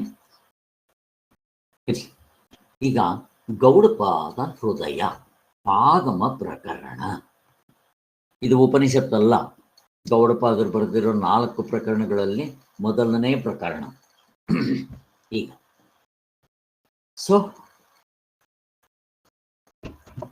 ಅವತರಣಿಕೆಯಲ್ಲಿ ಶಂಕರ ಭಗವತ್ಪಾದರು ತಮ್ಮ ಭಾಷ್ಯದಿಂದ ಇದನ್ನು ಬರೆದಿದ್ದಾರೆ. ಭಾಷ್ಯ ಬರ್ತಿದ್ದಾರೆ. ಗೌಡಪಾದರು ಮಂತ್ರಗಳಲ್ಲಿ ಬರೆದಿದ್ದಾರೆ. ಅದನ್ನು ಅರ್ಥ ಮಾಡ್ಕೋಬೇಕಾದ್ರೆ ಇವರು ಶಂಕರಾಚಾರ್ಯರು ಪ್ರಸ್ಥಾನತ್ರಯ ಭಾಷ್ಯಗಳು ಅವನ್ನ ಅದರ ಆಧಾರ ಮತ್ತೆ ಸಾರ್ವತ್ರಿಕ ಪೂರ್ಣ ಅನುಭವ ಇವರು ಬಿಡಲಿಲ್ಲ. ಅದರ ಒಂದು ಬೇಸ್ಮೆಂಟ್ ಮೇಲೆ ಇದಕ್ಕೆ ಭಾಷ್ಯ ಬರೆದಿದ್ದಾರೆ. ಪ್ರಸ್ಥಾನತ್ರ ಭಾಷ್ಯಕ್ಕೆ ಭಾಷ್ಯ ಬರೆದ್ರು ಹಾಗೆ ಬರೆದಿದ್ದಾರೆ. ಆದ್ದರಿಂದ ಇದಕ್ಕೆ ಹೆಚ್ಚಿನ ಬೆಲೆ ಇದೆ ಅಂತ. ಅವಸ್ಥಾತರ ವಿಚಾರದ ನೆಪದಿಂದ ಅದು ಇಂಪಾರ್ಟೆಂಟ್. ಸಾರ್ವತ್ರಿಕ ಪೂರ್ಣ ಅನುಭವ, ಅದಕ್ಕೋಸ್ಕರನೇ ಇದಕ್ಕೆ ಸರ್ವ ವೇದಾಂತ ಸಾರ ಸಂಗ್ರಹ ಅನ್ನೋದು ಇನ್ನೊಂದು ಹೆಸರು. ಅವರು ಆ ಮಾಂಡಿಕ್ಯ ಉಪನಿಷತ್ತನ್ನ ಓದಿ ಅವರು ಪ್ರಚಲಿತರಾಗಿ ಇದಕ್ಕೆ ಕಾರಿಕೆಗಳ ರೂಪದಲ್ಲಿ ಬರ್ತಿದ್ದಾರೆ. 4 ಕಾರಿಕೆಗಳು, 215 ಮಂತ್ರಗಳ ಸಹಿತ ಇದೆ. ಬರೀ 100 ಕೊನೆಯದಿಕ್ಕೆ ಅಲತಾ ಶಾಂತಿ ಪ್ರಕರಣಕ್ಕಿದೆ. ಈ 4 ಪ್ರಕರಣಗಳಲ್ಲೂ ಅನುಭವವನ್ನ ಬಿಡ್ಲಿಲ್ಲ. ಚೆನ್ನಾಗಿ ಅರ್ಥ ಮಾಡ್ಕೋಬೇಕು. ಸಾರ್ವತ್ರಿಕ ಪೂರ್ಣ ಅನುಭವವನ್ನ ಬಿಡ್ಲಿಲ್ಲ, ಆಗಮವನ್ನ ಬಿಡ್ಲಿಲ್ಲ. ಆಗಮ ಅಂದ್ರೆ ಶಾಸ್ತ್ರದ ಆ ಎಲೆಕಟ್ ಮೇಲೆ ಬರುತ್ತೆ ಶಾಸ್ತ್ರ, ಅದನ್ನು ಬಿಡ್ಲಿಲ್ಲ. ಸಾರ್ವತ್ರಿಕ ಪೂರ್ಣ ಅನುಭವ ಬಿಡ್ಲಿಲ್ಲ. ಇನ್ನು ಮಿಕ್ಕಿರೋ 3 ಎಲ್ಲಿ ವೈತತ್ಯ, ಆಗ ಅದ್ವೈತ, ಅಲತ ಶಾಂತಿ, ಈ 3ರಲ್ಲಿ ತರ್ಕವನ್ನು ಉಪಯೋಗಿಸ್ತಾರೆ. ಆದರೆ ಅಲ್ಲೂ ಕೂಡ ಅನುಭವವನ್ನ ಬಿಡ್ಲಿಲ್ಲ, ಶಾಸ್ತ್ರವನ್ನ ಬಿಡ್ಲಿಲ್ಲ. ಅಷ್ಟು ತಿಳ್ಕೊಂಡ್ರೆ ಸಾಕು.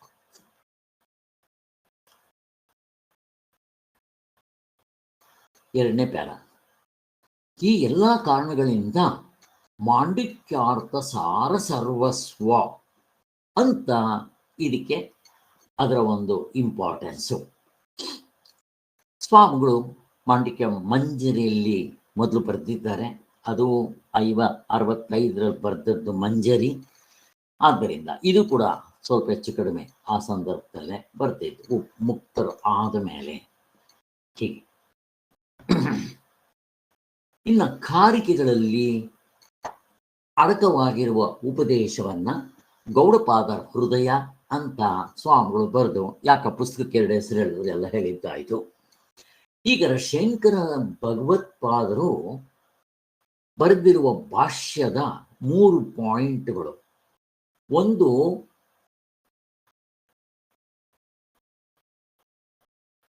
ಭಾಷ್ಯವನ್ನ ಅಂದ್ರೆ ನಮ್ಮ ಪ್ರಸ್ಥಾನತ್ರಯ ಭಾಷ್ಯಗಳಲ್ಲಿ ಏನಿದೆಯೋ ಅದು ಹೊರಪಡಿಸೋದು ಒಂದು. ಕಾರಿಕೆಯ ಅಭಿಪ್ರಾಯದ ಬಗ್ಗೆ ನಮ್ಮ ದೇಶದಲ್ಲಿ ಹರಡಿರುವಂಥ ತಪ್ಪು ಅಭಿಪ್ರಾಯಗಳನ್ನ ತೆಗೆದುಹಾಕೋದು, ಮತ್ತೆ ಮೂರನೇದು ಕಾರಿಕೆಗಳ ನಿಜವಾದ ಅರ್ಥವನ್ನು ವಿಂಗಡಿಸಿ ತಿಳಿಸ್ಕೊಡೋದು. 3 ಪಾಯಿಂಟ್ಗಳು ಈ ಹೃದಯದಲ್ಲಿ ಸ್ವಾಮಿಗಳು ತೋರಿಸ್ಕೊಟ್ಟಿದ್ದಾರೆ. ಹಾಗೆ ಮೊದಲನೇದೇನು, ನಮ್ಮ ಸಂಪ್ರದಾಯ ಅದನ್ನು ಬಿಡದೇ ಇರೋದು. ಎರಡನೇದರಲ್ಲಿ ಕಾರಿಕೆಗಳನ್ನು ಬಂದಿರುವಂಥ ತಪ್ಪು ಅಭಿಪ್ರಾಯಗಳು, ತತ್ವದ ಮೇಲೂ ತಪ್ಪು ಅಭಿಪ್ರಾಯಗಳು, ಮತ್ತೆ ಅದನ್ನು ಬರೆದಂಥ ಗೌಡಪಾದರ ಮೇಲೆ ತಪ್ಪು ಅಭಿಪ್ರಾಯಗಳು, ಹೀಗೆಲ್ಲ ಬರೆದಿಟ್ಟಿದ್ರಲ್ಲ ಅವನ್ನ ತೆಗೆದುಹಾಕೋದು. ಮೂರನೇದು ಅದರ ನಿಜವಾದ ಅರ್ಥ. ಅದಕ್ಕೆ ಇದಕ್ಕೆ ಹೃದಯ ಅನ್ನೋ ಹೆಸರು ಕೊಟ್ಟಿದ್ದಾರೆ. ಮಿಕ್ಕಿರೋ ಕೆಲವು ಡಿಸ್ಕಷನ್ಸ್ ಇದ್ದಾಗ ಪರಿಶಿಷ್ಟಕ್ಕೆ ಇಟ್ಕೊತಾರೆ, ಅಲ್ಲಿ ತೋರಿಸ್ತಾರೆ. ಸ್ವಾಮಿಗಳು ಮಂಜರಿಗೂ ಇದೇ ಬರ್ತಿದ್ದಾರೆ, ಪರಮಾರ್ಥ ಚಿಂತಾಮಣಿಗೂ ಇದೇ ಬರ್ತಿದ್ದಾರೆ.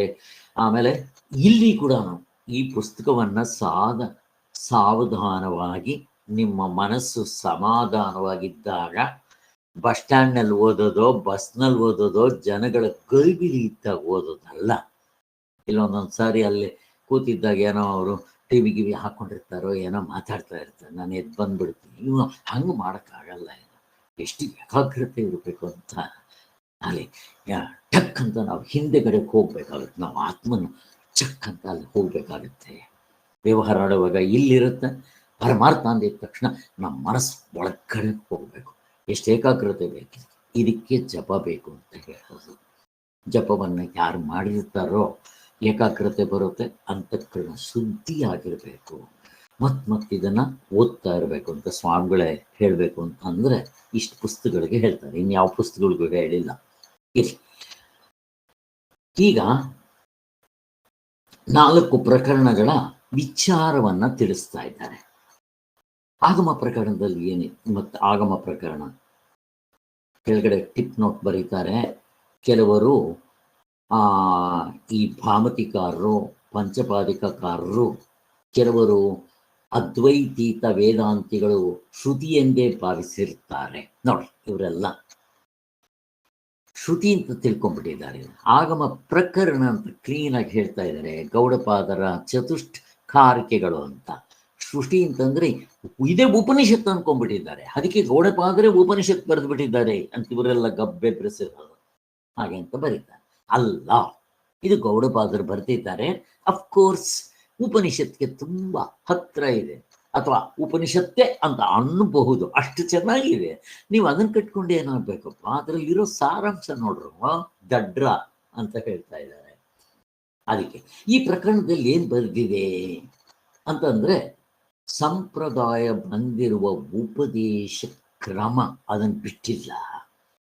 ಅಂದ್ರೆ ಉಪನಿಷತ್ತುಗಳಲ್ಲಿ ಏನ್ ಸಂಪ್ರದಾಯ, ಗುರು ಸಂಪ್ರದಾಯ ಮತ್ತೆ ಆ ಸಂಪ್ರದಾಯ ಬಂದಿದೆಯಲ್ಲ, ಗುರು ಸಂಪ್ರದಾಯ ಒಂದು, ಎರಡನೇದು ಸಾರ್ವತ್ರಿಕ ಪೂರ್ಣಾನುಭವದಿಂದ ಕರ್ಕೊಂಡ್ ಬರೋದು, ಇದು ಬಿಟ್ಟಿಲ್ಲ ಇಲ್ಲೂನು ಅಂತ ಹೇಳ್ತಾ ಇದ್ದಾರೆ.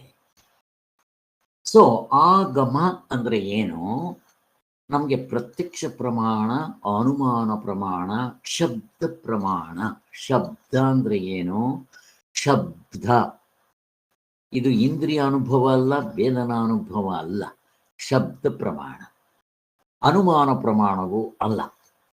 ಶಬ್ದ ನಾವು ಅವ್ರು ಹೇಳಿದ್ದನ್ನು ನಂಬ್ಕೊಂತೀವಿ. ನಾನು ನಮ್ಮ ತಂದೆ ತಾಯಿಯ ಮಗ ಕಂಡಿದ್ದೀರಿನಾ? ಇದು ಶಬ್ದ ಪ್ರಮಾಣ. ಆಗಮ ಪ್ರಮಾಣ ಇದು ಹಾಗೆ. ಅದಕ್ಕೋಸ್ಕರ ಈ ರೀತಿ ಹೇಳ್ತಾ ಇದ್ದಾರೆ. ಹಾಗೆ ಆಗಮ ಅಂತಂದ್ರೆ ಅದು ಶಾಸ್ತ್ರಕ್ಕೂ ಕೂಡ ಆಗಮ ಅಂತ ಕರೀತಾರೆ, ಉಪನಿಷತ್ತುಗಳಿಗೆ ಆಗಮ ಅಂತ ಕರೀತಾರೆ, ಆಗಮ ಅಂತ. ಅದಕ್ಕೋಸ್ಕರ ಇಲ್ಲಿ ಇದಕ್ಕೆ ಆಗಮ ಪ್ರಕರಣ ಅನ್ವರ್ಥವಾದ ಹೆಸರಿಟ್ಟಿರುತ್ತೆ. ಆಗಮವೆಂಬುದು ತತ್ವವನ್ನು ಉಪದೇಶಿಸುವ ಉಪನಿಷತ್ತು ಮತ್ತು ಅದರಲ್ಲಿ ಸೇರಿಕೊಂಡಿರುವ ಸಾಂಪ್ರದಾಯಿಕವಾದ ಉಪದೇಶ ಕ್ರಮ ಎರಡು. ಆದ್ದರಿಂದ ಮತ್ತೆ ಇಲ್ಲಿ ಉಪಪತ್ತಿಗಳನ್ನು ಕೂಡ ಹೇಳಿದ್ದಾರೆ. ಅನುಭವವನ್ನು ಹಿಡ್ಕೊಂಡಿದ್ದಾರೆ, ಸಾರ್ವತ್ರಿಕ ಪೂರ್ಣ ಅನುಭವ ಬಿಟ್ಟಿಲ್ಲ. ಉಪಪತ್ತಿಗಳನ್ನು ಸೇರಿಸ್ಕೊಂಡು ತೋರಿಸ್ಕೊಡ್ತಾರೆ. ಉಪಪತ್ತಿ ಅಂದರೆ ಉದಾಹರಣೆಗಳು, ಮತ್ತೆ ಇಲ್ಲಿ ತರ್ಕ ಉಪಯೋಗಿಸ್ತಾರೆ. ಎಂಥ ತರ್ಕ? ಅನುಭವ ಗಮ್ಯವಾದ ತರ್ಕವನ್ನೇ ಉಪಯೋಗಿಸ್ತಾರೆ ಅಂತ ಹೇಳ್ತಾ ಇದ್ದಾರೆ.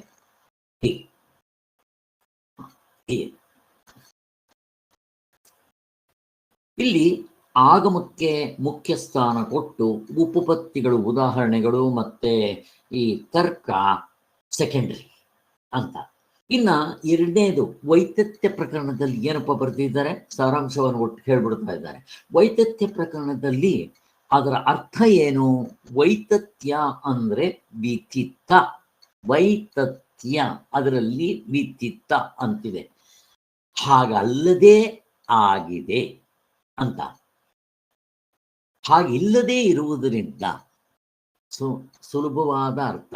ವೈತಥ್ಯ ಅಂದ್ರೆ ಏನು? ಹಾಗಿಲ್ಲದೆ ಇರೋದರಿಂದ. ಕನಸನ್ನು ಏನು ಅನ್ಕೊಂಡ್ರೆ? ಎಚ್ಚರ ಅನ್ಕೊಂಡಿದ್ರೆ ಅಲ್ಲಿದ್ದಾಗ, ಎದ್ದ ಮೇಲೆ ಹಾಗಲ್ಲ. ಹಾಗೆ ಎಚ್ಚರವನ್ನ ಸತ್ಯ ಅನ್ಕೊಂಡಿದ್ರಿ, ಹಾಗಲ್ಲ. ಮತ್ತೇನು? ಅದು ಸುಳ್ಳೆ ಅಂತ.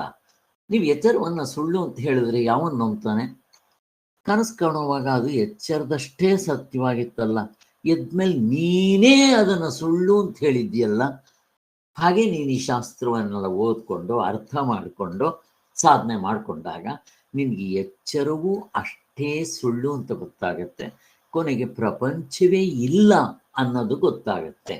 ಪ್ರಪಂಚ ಬರೀ ಹುಸಿ ತೋರಿಕೆ ಅನ್ನೋದು ಅರ್ಥ ಆಗುತ್ತೆ. ಅದಕ್ಕೋಸ್ಕರ ಈ ವೈತಥ್ಯ ಪ್ರಕರಣ ಅದಕ್ಕೆ ಬಂದಿದೆ. ತೋರಿಕೆ ತೋರಿರೋದು, ಹುಸಿ ತೋರಿಕೆ, ಒಂದಿದ್ದಾಗ ಇನ್ನೊಂದಿರೋಲ್ಲ, ಬಂದು ಹೋಗುವಂಥದ್ದು, ಆಗಮ, ಇವೆಲ್ಲ ಹೇಳ್ತಾ ಇರ್ತಾರೆ. ಇಲ್ಲೂ ಕೂಡ ಶಾಸ್ತ್ರದ ನಾನು ಹೇಳಿದೆ ಮೊದಲನೇ ಇದರಲ್ಲಿ ಪ್ರಕರಣದಲ್ಲಿ ಅಥವಾ ನಮ್ಮ ಉಪನಿಷತ್ತುಗಳೆಲ್ಲದರಲ್ಲೂ ಅನುಭವವನ್ನ ಬಿಡ್ಲಿಲ್ಲ, ಆಗಮ ಶಾಸ್ತ್ರವನ್ನ ಬಿಡ್ಲಿಲ್ಲ. ಎರಡು, ಇಲ್ಲಿ ಅನುಭವ ಹಿಂದೆ ಇರುತ್ತೆ, ತರ್ಕ ಮುಂದೆ ಇರುತ್ತೆ ಅಷ್ಟೇ. ಈ ಮೂರು ಪ್ರಕರಣಗಳಲ್ಲೂ ಆಗಮನು ಬಿಡ್ಲಿಲ್ಲ. ಎಲ್ಲೂ ಆಗಮ ಉಪನಿಷತ್ತೇ ನಮ್ಗೆ ಆಧಾರ, ಅದನ್ನು ಬಿಡದೇ ಇಲ್ಲ.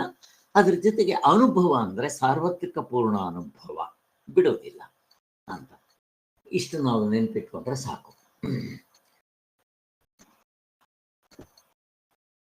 ನೆಕ್ಸ್ಟ್ ಅದ್ವೈತ ಪ್ರಕರಣ.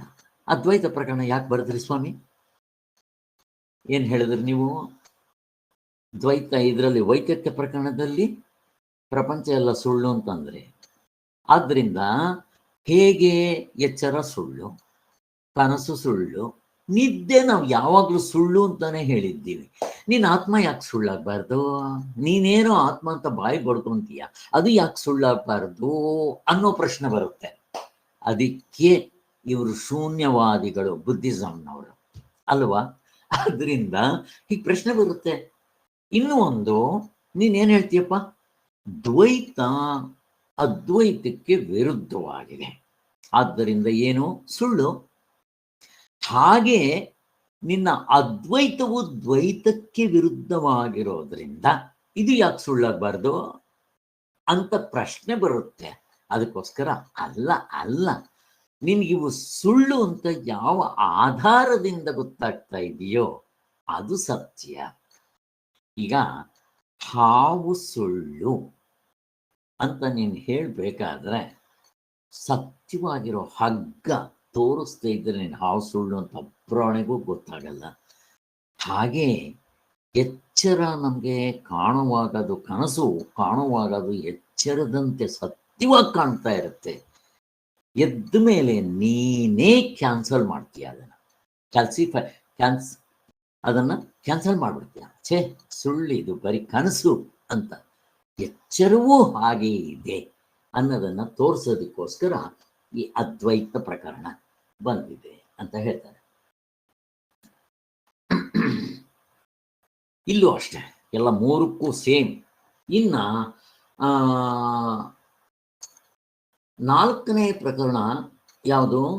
ಅಲಾತ ಶಾಂತಿ ಪ್ರಕರಣ. ನಾನು ನಿಮ್ಗೊಂದು ಎಕ್ಸಾಂಪಲ್ ಕೊಟ್ಟೆ, ಅಲಾತ ಶಾಂತಿ ಪ್ರಕರಣ. ಇದಕ್ಕೆ ಅಲಾತ ಅಂತ ಯಾಕೆ ಹೆಸರಿಟ್ರು ಅಂದ್ರೆ, ಪಟಾಕಿ ಹಬ್ಬದ ದಿವಸ ಯಾವ್ದಾದ್ರು ಒಂದು ಕಿಡಿ, ಇದು ಒಂದು ಕಡ್ಡಿಗೆ ಅಥವಾ ನೀವು ಇದು ತಗೊಳ್ರಿ, ಊದುಬತ್ತಿ ತಗೊಳ್ರಿ, ಹಚ್ಚ್ರಿ, ಹಿಂಗಿಂಗ್ ಅನ್ರಿ, ಅದು ಒಂದೇ ಇರೋದು ಅದ್ವೈತ. ನಿಮ್ಗೆ ಅದು ದ್ವೈತವಾಗಿ ಕಾಣುತ್ತೆ. ಹಿಂಗ್ ರೌಂಡ್ ಮಾಡಿದ್ರೆ ರೌಂಡ್ ಕಾಣುತ್ತೆ, ಟ್ರಯಾಂಗಲ್, ಸ್ಕ್ವೇರ್ ಗೊತ್ತಿದೆ. ಆ ದೃಷ್ಟಿಯಿಂದ ಅದಕ್ಕೆ ಅಲಾತ ಅಂತ ಹೆಸರು ಕೊಟ್ಟಿದ್ದಾರೆ. ಅಂತ ಮೊದಲನೇದು. ಈ ಅಲಾತ ಶಾಂತಿ ಪ್ರಕರಣದಲ್ಲಿ ಕರೆಕ್ಟ್, ಅಲಾತಿ ಶಾಂತ ಪ್ರಕರಣದಲ್ಲಿ 4ನೇ ಪ್ರಕರಣ, ಅದರಲ್ಲಿ ಏನು ಹೇಳಿದ್ದಾರೆ ಅಂತಂದ್ರೆ, ವೇದ ವಿರುದ್ಧವಾದ ದರ್ಶನಗಳು ಲೋಕದಲ್ಲಿ ಇರುವುದರಿಂದ ಈ ವೈದಿಕ ಉಪದೇಶದಲ್ಲಿ ಹೇಳಿರುವುದೇ ಕಟ್ಟಕಡೆ ಪ್ರಮಾಣ ಅಂತ ಏನು ಇವಾಗ ಇರೋದೇ ಪ್ರಪಂಚದಲ್ಲಿ ಅದು ಅವೈದಿಕರು. ನಿಮ್ಮ ಇದನ್ನ ಎಷ್ಟು ಜನ ನಂಬ್ತಾರಪ್ಪ? ಹಿಂದೂಗಳು ಬಿಟ್ರೆ ಇನ್ಯಾವನು ಒಪ್ತಾನೆ? ಯಾವನು ಒಪ್ಪಲ್ಲ. ಮಿಕ್ಕಿರೋದಲ್ಲಿ ಇಲ್ಲಿ ಪ್ರಪಂಚದಲ್ಲಿ ಜಾಸ್ತಿ ಇರೋದು ಇವ್ರೆ. ಅವ್ರು ಹೇಳಿದ್ರೆ ಯಾಕೆ ಸರಿ ಆಗ್ಬಾರ್ದು? ಅವರು ಕೂಡ ನಮ್ಮ ಆಗಮ ಅಂತ ಹೇಳ್ತಾರೆ. ನಮ್ಮ ಆಗಮ, ನಮ್ಗೊಬ್ಬ ಗುರುಗಳು ಹೇಳಿದ್ದಾರೆ, ನಮ್ಮ ಜೀಸಸ್ ಹೇಳಿದ್ದಾನೆ, ಅದಕ್ಕೆ ಸತ್ಯ ಅಂತಾರೆ. ಈಶ್ವರ ಅಂದ್ರೆ ನಮಗೂ ಒಬ್ಬ ಈಶ್ವರ ಇದ್ದಾನೆ, ದೇವರು, ಅವನು ಹೇಳಿದ್ದ, ಅದಕ್ಕೋಸ್ಕರ ಅವನ ಶಿಷ್ಯ ಅವನೇ, I and my father one and same ಅಂತ ಅವನು ಹೇಳ್ತಾನೆ. ಅದಕ್ಕೆ ಅವನು ಮೈ ಫಾದರ್ ಅಂತ ಹೇಳಿದ ತಕ್ಷಣ ಅವನು ಈಶ್ವರ. ನಾನು ಅವನು ಹೇಳಿದ್ದನ್ನು ನಾನು ಹೇಳ್ತಾ ಇದ್ದೇನೆ, ಅವನ ಮಗ ನಾನು ಅಂತಾನೆ. ಈಗ ಹೆಂಗೆ ನಂಬ್ಕೋಬೇಕಿದು? ಹಾಗೆ. ಆದ್ರಿಂದ ಅವ್ರದ್ದು ಅದೇ ಹೇಳ್ತಾರೆ. ನೀನೇನು ಹೇಳ್ತೀಯ ಅದನ್ನು ಹೇಳ, ಅವರೇ ಅದೇ ಹೇಳ್ತಾರೆ. ನೀನು ಅಪೌರುಷೇಯನ, ನಮ್ದು ಅಪೌರುಷೇಯ ಅಂತಾರೆ, ಹೊಡಿತಾರೆ. ಒಪ್ಕೊ. ಇವಾಗ ಹೆಂಗೆ ಪ್ರೂವ್ ಮಾಡ್ತೀರಾ? ನಾನು ಪ್ರಶ್ನೆ ಕೇಳ್ತಾ ಇದ್ದೀನಿ ಇಲ್ಲಿ. ನೀವು ಏನು ಹೇಳ್ತೀರೋ ನೋಡ್ರಿ, ಆಯಾ ಪುಸ್ತಕಗಳೆಲ್ಲ ಅದನ್ನು ಚೆನ್ನಾಗಿ ಹೈಲೈಟ್ ಮಾಡಿದ್ರು. ಈ ಹೊಸ ಚಂದ್ರಿಕೆ ಓದಿದಾಗ ಅಲ್ಲಿ ಎಲ್ಲ ಪೂರ್ತಿ ಮುಗಿದ ಮೇಲೆ ಎಚ್ಚರ, ಕನಸು, ನಿದ್ದೆ, ಈ ಪಾಯಿಂಟ್ ತಗೊಂಡು 3 ಪೇಜ್ಗಳಲ್ಲಿ ಶಾಸ್ತ್ರ ಅಂದ್ರೆ ಏನು ಅಂತ ತೋರಿಸಿದ್ದಾರೆ. ಅಲ್ಲಿ ಸ್ಪಷ್ಟವಾಗಿ ಕ್ಲೀನಾಗಿ ಬರೆದಿದ್ದಾರೆ. ಅಲ್ಲಿ ಹಿಂದೆ ನಾವು ಮಾಡಿದ್ವಿ, ಶ್ರೀಧರ್ ಅವ್ರಿಗೂ ಕೂಡ ನಾನು ಮಾಡಿದ್ದೀನಿ ಅದನ್ನ. ಗೌಡಪ್ಪ ನಾವು ಪರಮಾರ್ಥ ಚಿಂತಾಮಣಿ ಮಾಡಿದಾಗ ನಾನು ಅದು ಪರ್ಟಿಕ್ಯುಲರ್ ಆಗಿ ಇದನ್ನ ತಗೊಂಡು ಮಾಡಿದ್ದೀನಿ. ಪರಮಾರ್ಥ ಚಿಂತಾಮಣಿಯಲ್ಲಿ ಇಲ್ಲ, ಆದರೂ ನಾನು ಇದು ಮಾಡಿದ್ದೀನಿ. ಆ ಪಾಠ ಚೆನ್ನಾಗಿ ಓದ್ಕೊಂಡ್ರೆ ಇದಕ್ಕೆ ಉತ್ತರ ಸಿಗುತ್ತೆ. ನಾನು ಪ್ರಶ್ನೆ ಕೇಳ್ತಾ ಇದ್ದೀನಿ. ಈಗ ನೀವೇನು ಹೇಳ್ತೀರೋ ಅವರು ಅದೇ ಹೇಳ್ತಾರೆ. ನೀವು ಅದನ್ನು ಆಗಮ ಅನ್ರಿ, ನಮ್ದು ಆಗಮ ಅಂತಾರೆ. ಬೇರೆಯವರೆಲ್ಲರೂ ನಮ್ಮ ವೇದಾಂತ ಬಿಟ್ಟು ಕೊನೆಗೆ ನೀವು ಅದು ನಮ್ಮನ್ನ ಈಶ್ವರ ಅಂತಂದ್ರೆ ಅವರು ನಮ್ಮ ಈಶ್ವರ ಹೇಳಿರೋದೇ ಅಂತಾರೆ. ಈಗ ಈಶ್ವರನಿಂದ ಪುಸ್ತಕ ಬಂತ, ಪುಸ್ತಕದಿಂದ ಈಶ್ವರನ ಟ್ರೇಸ್ ಮಾಡ್ತೀರಾ ಅಂದ್ರೆ ಪ್ರಶ್ನೆ ಇಲ್ಲ, ಉತ್ತರ ಇಲ್ಲ. ಈಗ ಇದನ್ನು ಹೆಂಗೆ ನೀವು ಉತ್ತರ ಕೊಡ್ತೀರಾ? ಕೊಡ್ರಿ ನೋಡೋಣ, ಹೇಳ್ರಿ ಹೆಂಗೆ ಉತ್ತರ ಕೊಡ್ತೀರಿ? ನಾನು ಪ್ರಶ್ನೆ ಕೇಳ್ತಾ ಇದ್ದೀನಿ, ಯಾರಾದ್ರೂ ಹೇಳ್ಬೇಕು. ಇದು ಅನುಭವದಲ್ಲಿ ಇದೆ ಸರ್. ಅದರಿಂದ ಅವರು ಹೇಳ್ತಾರೆ ನಮ್ಮ ಅನುಭವದಲ್ಲಿ ಇದೆ ಅಂತಾರೆ. ಸಾರ್ವತ್ರಿಕ ಪೂರ್ಣ ಅನುಭವ ಇದೆ ಸರ್. ಎಲ್ಲರ ಅನುಭವನೂ ಒಂದೇ ಆಗಿದೆ ಅಲ್ಲ ಸರ್? ಅದನ್ನ ಹಿಡಿರಿ. ಸಾರ್ವತ್ರಿಕ ಪೂರ್ಣ ಅನುಭವ ಯಾರಪ್ಪಂದು? ಅವನು ಮುಸ್ಲಿಂ ಆಗಲಿ, ಕ್ರಿಶ್ಚಿಯನ್ ಆಗಲಿ, ಬೇರೆ ದೇಶದವನಾಗ್ಲಿ, ಬೇರೆ ಕಾಲದವನಾಗ್ಲಿ, ಅವರು ಸತ್ಯಯುಗದಲ್ಲಾಗ್ಲಿ, ತ್ರೇತಾಯುಗದಲ್ಲಾಗ್ಲಿ, ದ್ವಾಪರ ಯುಗದಲ್ಲಾಗ್ಲಿ, ಕಲಿಯುಗದಲ್ಲಾಗ್ಲಿ, ಎಲ್ಲಿರ್ಲಿ, ದೇವತೆಗಳಿರ್ಲಿ, ಪ್ರಾಣಿಗಳಿರ್ಲಿ, ಮನುಷ್ಯರಿರ್ಲಿ, ರಾಕ್ಷಸರಿರ್ಲಿ, ಯಕ್ಷ ಗಂಧರ್ವರಿರ್ಲಿ, ಯಾರಿಗಾಗಲ್ಲ. ಹುಟ್ಟದಾಗ್ಲಿಂದ ಸಾಯುವವರೆಗೂ, ಬೆಳಗ್ಗೆಯಿಂದ ರಾತ್ರಿವರೆಗೂ 24 ಗಂಟೆಯಲ್ಲಿ ಎಚ್ಚರ, ಕನಸು, ನಿದ್ದೆ ಯಾರಪ್ಪಂದು? ನಾವು ಅದರಿಂದ ತೋರಿಸ್ತೀವಪ್ಪ. ನಾವು ಶಾಸ್ತ್ರ ನಂಬು ಅಂತಾನು ಹೇಳಲ್ಲ. ಮುಗಿದೋಯ್ತು, ನೀನ್ ಎತ್ತಿ ಕಂತೆ ಬಿಸಾಕ್ಬಿಡ್ಬೇಕು. ನೀ ಯಾವನಾದ್ರೂ ಸರಿಯಾಗಿದ್ರೆ ನಾವು ಅಕ್ಸೆಪ್ಟ್ ಮಾಡ್ಕೊಂತೀವಿ, ಇಲ್ಲ ನೀನೇ ನೋಡ್ಕೊ. ನಾವೇನು ಭಗವದ್ಗೀತೆ ಓದು ಅಂತ ಹೇಳ್ತಾ ಇದ್ದೀವ? ಏನಿಲ್ಲ. ಪರಮಾರ್ಥ ಚಿಂತಾಮಣಿ ತೋರಿಸ್ಲಿ ನೋಡೋಣ. ಎಚ್ಚರ, ಕನಸು, ನಿದ್ದೆ ಬಿಡ್ರೆ ಮತ್ತೊಂದಿಲ್ಲ. ಇದನ್ನು ಹಿಡ್ಕೋಬೇಕು ನೀವು. ಅನುಭವ ಅಂತಂದ್ರೆ ಅವರು ಹೇಳ್ತಾರೆ ನಮ್ದು ಅನುಭವ ಅಂತಾನೆ ಅಂತಾರೆ. ನೀವೇನ್ ಬೇಕಾದ್ರೂ ಹೇಳ್ರಿ. ಈಗ ಅವ್ರ ಸಾರ್ವತ್ರಿಕ ಪೂರ್ಣ ಅನುಭವದಿಂದ ನೋಡಕ್ ಬಂದಿಲ್ಲ, ಕಲ್ತ್ಕೊಂಡಿಲ್ಲ. ಎಂತ ಸುಲಭವಾಗಿದೆ ಸ್ವಾಮಿ. ಪ್ರತಿಯೊಬ್ಬರಿಗೂ ನಾನು ಬರ್ರಿ ಫಸ್ಟ್ ಇದನ್ನೇ ಹೇಳಿದ್ದು. ನನ್ನ ಜೊತೆಲಿ 1.5 ಗಂಟೆ ಕೂತ್ಕೋಬೇಕು. ಈಗ ಹೇಳ್ತಾ ಇರ್ತೀನಿ ಎಲ್ರಿಗೂ, ನಾನು ದೇವ್ರನ್ನ ಕಂಡಿದ್ದೀನಿ, ನಿಮಗೂ ತೋರಿಸ್ತೀನಿ, ಆಸಕ್ತಿ ಇದೆಯಾ ಅಂದರೆ ಒಬ್ಬನೂ ಬಂದಿದೆ, ಸ್ವಾಮಿ ನೀವು ಒಂದ್ಸಾರಿ ಹೇಳ್ರಿ. ಅವ್ರು ಫಸ್ಟಿಂಗ್ ಬರಲಿ, ಆಮೇಲೆ ಆ ದೇವ್ರನ್ನ ನಾವು ಕಂಡಿಲ್ವಾ ಸಾರ್ವತ್ರಿಕ ಪೂರ್ಣ ಅನುಭವದಿಂದ? ಅರೆ ಇದೇ ನನ್ನ ನಿಜವಾದ ಸ್ವರೂಪ, ಅವನ್ನೇ ದೇವ್ರು ಅಂತ ಕರಿತೀವಿ ಅಂತ ಕಂಡಿಲ್ವೇನೋ? ಮುಕ್ತ ಆಗೋದು ಆಮೇಲೆ ಬೇರೆ. ಆದ್ದರಿಂದ ಎಷ್ಟು ಚೆನ್ನಾಗಿ ಹಿಂಗಾದ್ರೂ ಹೇಳಿದ್ರೆ ಬರ್ತಾರೇನೋ ಅಂತಂದ್ರೆ ಯಾರಿಗೂ ಬೇಡ. ಹಾಗೆ ಎಷ್ಟು ಚೆನ್ನಾಗಿ ತಗೊಂಡ್ಬರ್ತಾರೆ ನೋಡ್ರಿ. ನಂಬ್ಕೋಬೇಕಾ ಇದು? ಅದಕ್ಕೋಸ್ಕರನೇ ಇದಕ್ಕೆ ಸನಾತನ ವೈದಿಕ ಧರ್ಮ. ಈ ಪಾಯಿಂಟ್ಗಳನ್ನ ಮನಸ್ಸಿನಲ್ಲಿ ಮೆಲುಕು ಹಾಕ್ಬೇಕು. ಇನ್ನೂ ಒಂದು ಪಾಯಿಂಟು, ಬ್ರಹ್ಮಸೂತ್ರದಲ್ಲಿ ಮೊದಲನೇ ಮಂತ್ರ ಅಥಾತೋ ಬ್ರಹ್ಮ ಜಿಜ್ಞಾಸ. ವೇದಗಳನ್ನ ಓದಿದ ಮೇಲೆ ಇಲ್ಲ, ಕರ್ಮಕಾಂಡ ಪೂರ್ತಿ ಮುಗಿಸಿದ ಮೇಲೆ ಇಲ್ಲ. ಮತ್ತೇನು? ಸಾಧನ ಚತುಷ್ಟಯ ಆದ ನಂತರ, ಸಾಧನ ಚತುಷ್ಟಯ ಏನೋ ನಿತ್ಯ ಅನಿತ್ಯ ವಸ್ತುಗಳ ವಿವೇಕ, ಅಹಿಮೂರ್ತ ಫಲಭೋಗ, ವಿರಾಗ, ಷಟ್ ಸಂಪತ್ತಿ, ಶಮ ದಮ ಉಪರತಿ ತಿತಿಕ್ಷ ಸಮಾಧಾನ ಶ್ರದ್ಧಾ.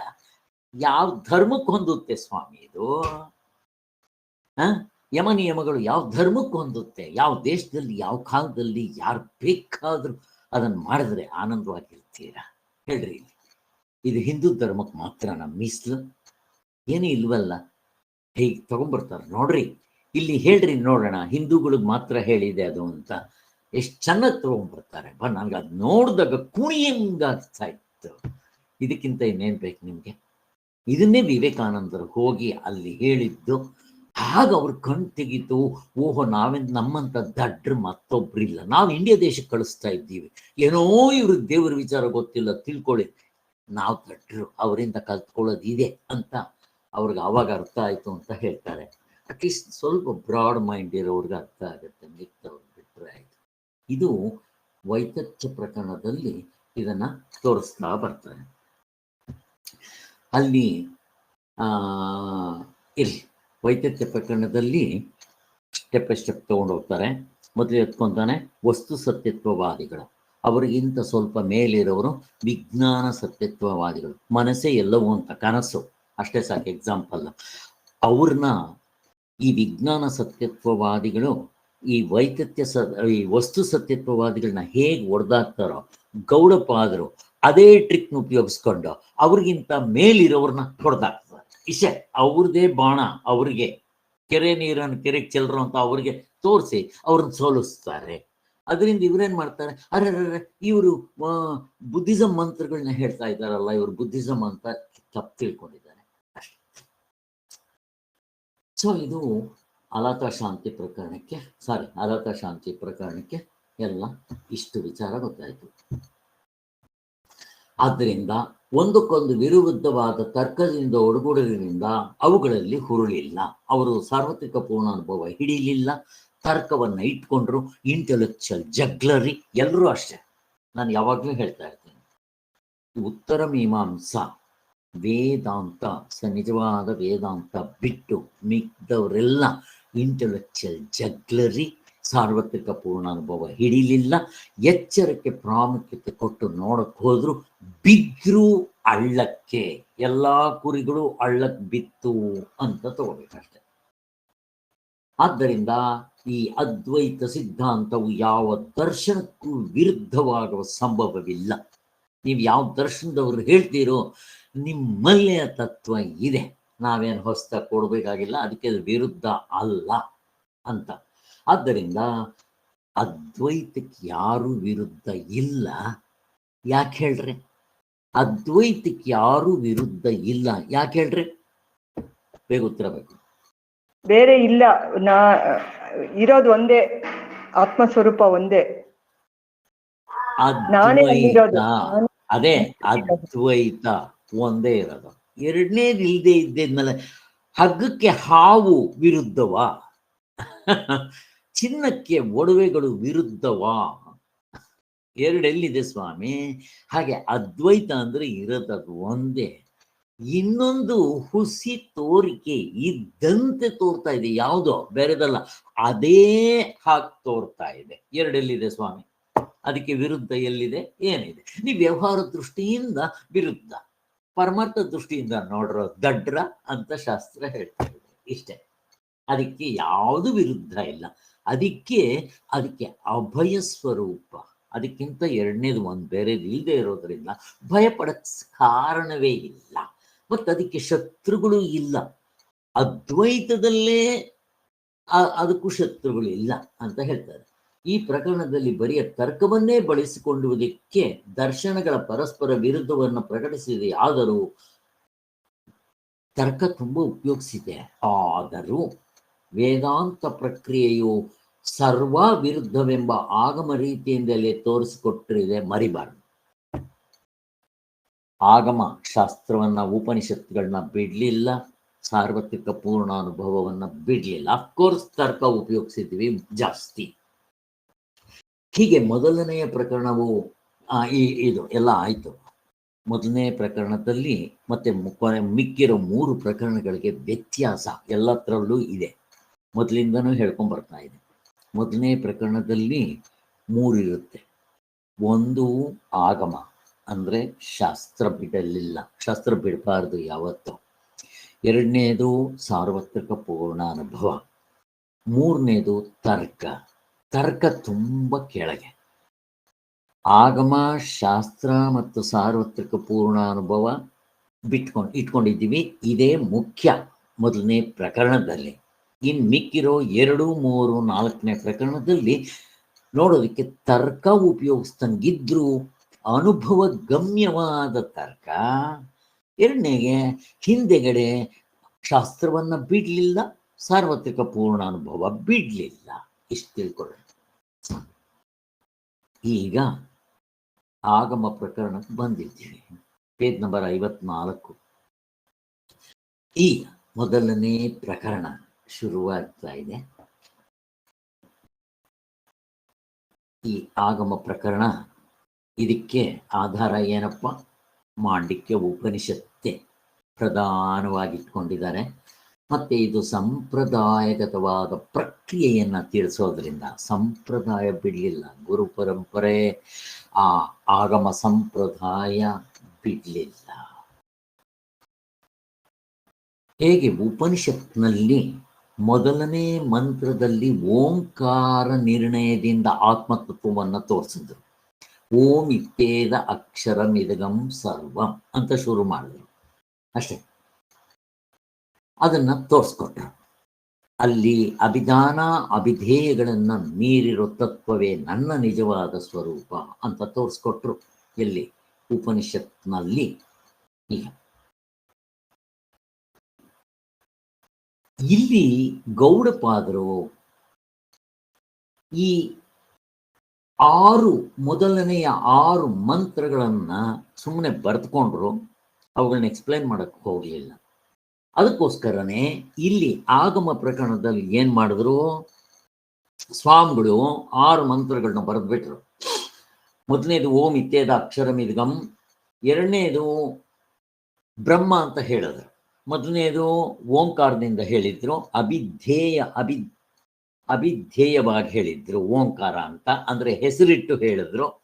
ಹೆಸರಿಟ್ಟರೆ ಆಗುತ್ತಾ? ಮೊದಲು ವಸ್ತು ತೋರಿಸ್ಬೇಕಲ್ಲ. ಜನರಲ್ ಆಗಿ ಮೊದಲು ವಸ್ತು ಇರುತ್ತೆ, ಆಮೇಲೆ ಹೆಸರಿಡ್ತಾರೆ. ಇಲ್ಲೇನ್ ಮಾಡಿದ್ದಾರೆ, ಮೊದಲು ಹೆಸರು ಹೇಳ್ಬಿಟ್ರು, ಆಮೇಲೆ ವಸ್ತು ತೋರಿಸ್ಬೇಕಲ್ಲ, ಅದಕ್ಕೆ ಬ್ರಹ್ಮ ಅಂತ ಕರೆದ್ರು. ಹಾಗೆ ಬ್ರಹ್ಮ ಅಂದ್ರೆ ಏನು? ವಸ್ತು, ಪ್ರಪಂಚವನ್ನ ಬ್ರಹ್ಮ ಅಂದ್ರು. ಅವಸ್ಥೆ ಒಳಗಡೆ ಅರ್ಧ ಡಜನ್ನ ವಸ್ತು ಅಂತಂದ್ರು, ಬ್ರಹ್ಮ ಅಂತಂದ್ರು. ಅದಕ್ಕೆ ಹೆಸರೇನಪ್ಪ? ಓಂ ಅಂತ ಕರೆದ್ರು, ಅಷ್ಟೇ. ಇನ್ನ 8, 9, 10ರಲ್ಲಿ ಆ ಓಂ ಅಂದದ್ದನ್ನ 3 ಅಕ್ಷರಗಳು ಅಕಾರ ಉಕಾರ ಮಕಾರ ಹೇಳಿ ಒಂದೊಂದು ಅವಸ್ಥೆಗೆ ಒಂದೊಂದು ಅಕ್ಷರವನ್ನ ಹಂಚಿಬಿಟ್ರು. ಅಕಾರ ಉಕಾರ ಮಕಾರ, ಎಚ್ಚರ ಕನಸು ನಿದ್ದೆ, ವೈಶ್ವಾನರ ತೈಜಸ ಪ್ರಾಜ್ಞ, ಇಷ್ಟೇ ಮಾಡಿದ್ರಪ್ಪ. ಅದು ಉಪಾಸನೆಗೆ ಸಹಾಯ ಆಗತ್ತೆ ಅಂತ ಇಷ್ಟ. ಸೊ 2ನೇ ಮಂತ್ರದಲ್ಲಿ ಯಾವುದನ್ನ ಓಂಕಾರ ಅಂತ ಹೇಳಿದ್ರು, ಅದನ್ನ ಬ್ರಹ್ಮ ಅಂತ ಅಂದ್ರು. ಮೊದಲನೇ ಮಂತ್ರದಲ್ಲಿ ಏನ್ ಹೇಳಿದ್ರು? ಓಂಕಾರ ಹಿಂದ್ ಆಗೋಗಿರೋದು, ಈಗಿರೋದು, ಮುಂದೆ ಆಗೋಗೋ ಅಂಥದ್ದು, ಆ ಥರ ಪೂರ್ತಿ 3. ಈ 3 ತಗೊಂಡ್ಮೇಲೆ ದೃಶ್ಯ ಪ್ರಪಂಚ ಆಗೋಯ್ತು. ಆ ದೃಶ್ಯ ಪ್ರಪಂಚನ ಬಿಟ್ಬಿಟ್ರೆ ಗೋವಿಂದ ಅರ್ಧ ಆಗ್ಬಿಡುತ್ತೆ. ಆ ನಿದ್ದೆಯಲ್ಲಿ 3 ಇಲ್ಲ, ಆದ್ರೂ ಕೂಡ ನಾನಿದ್ದೀನಿ ಅಂತ. ಅದೂ ಕೂಡ ಏನು? ಓಂಕಾರವಪ್ಪ, ಅದೇನು ದೆವ್ವ ಅಲ್ಲ. ಹೌದಪ್ಪ, ಹೌದು, ನೀನೇ ದೇವರಾಗಿದ್ದೀಯ ಅಂತ ತೋರಿಸೋದಲ್ಲಿ.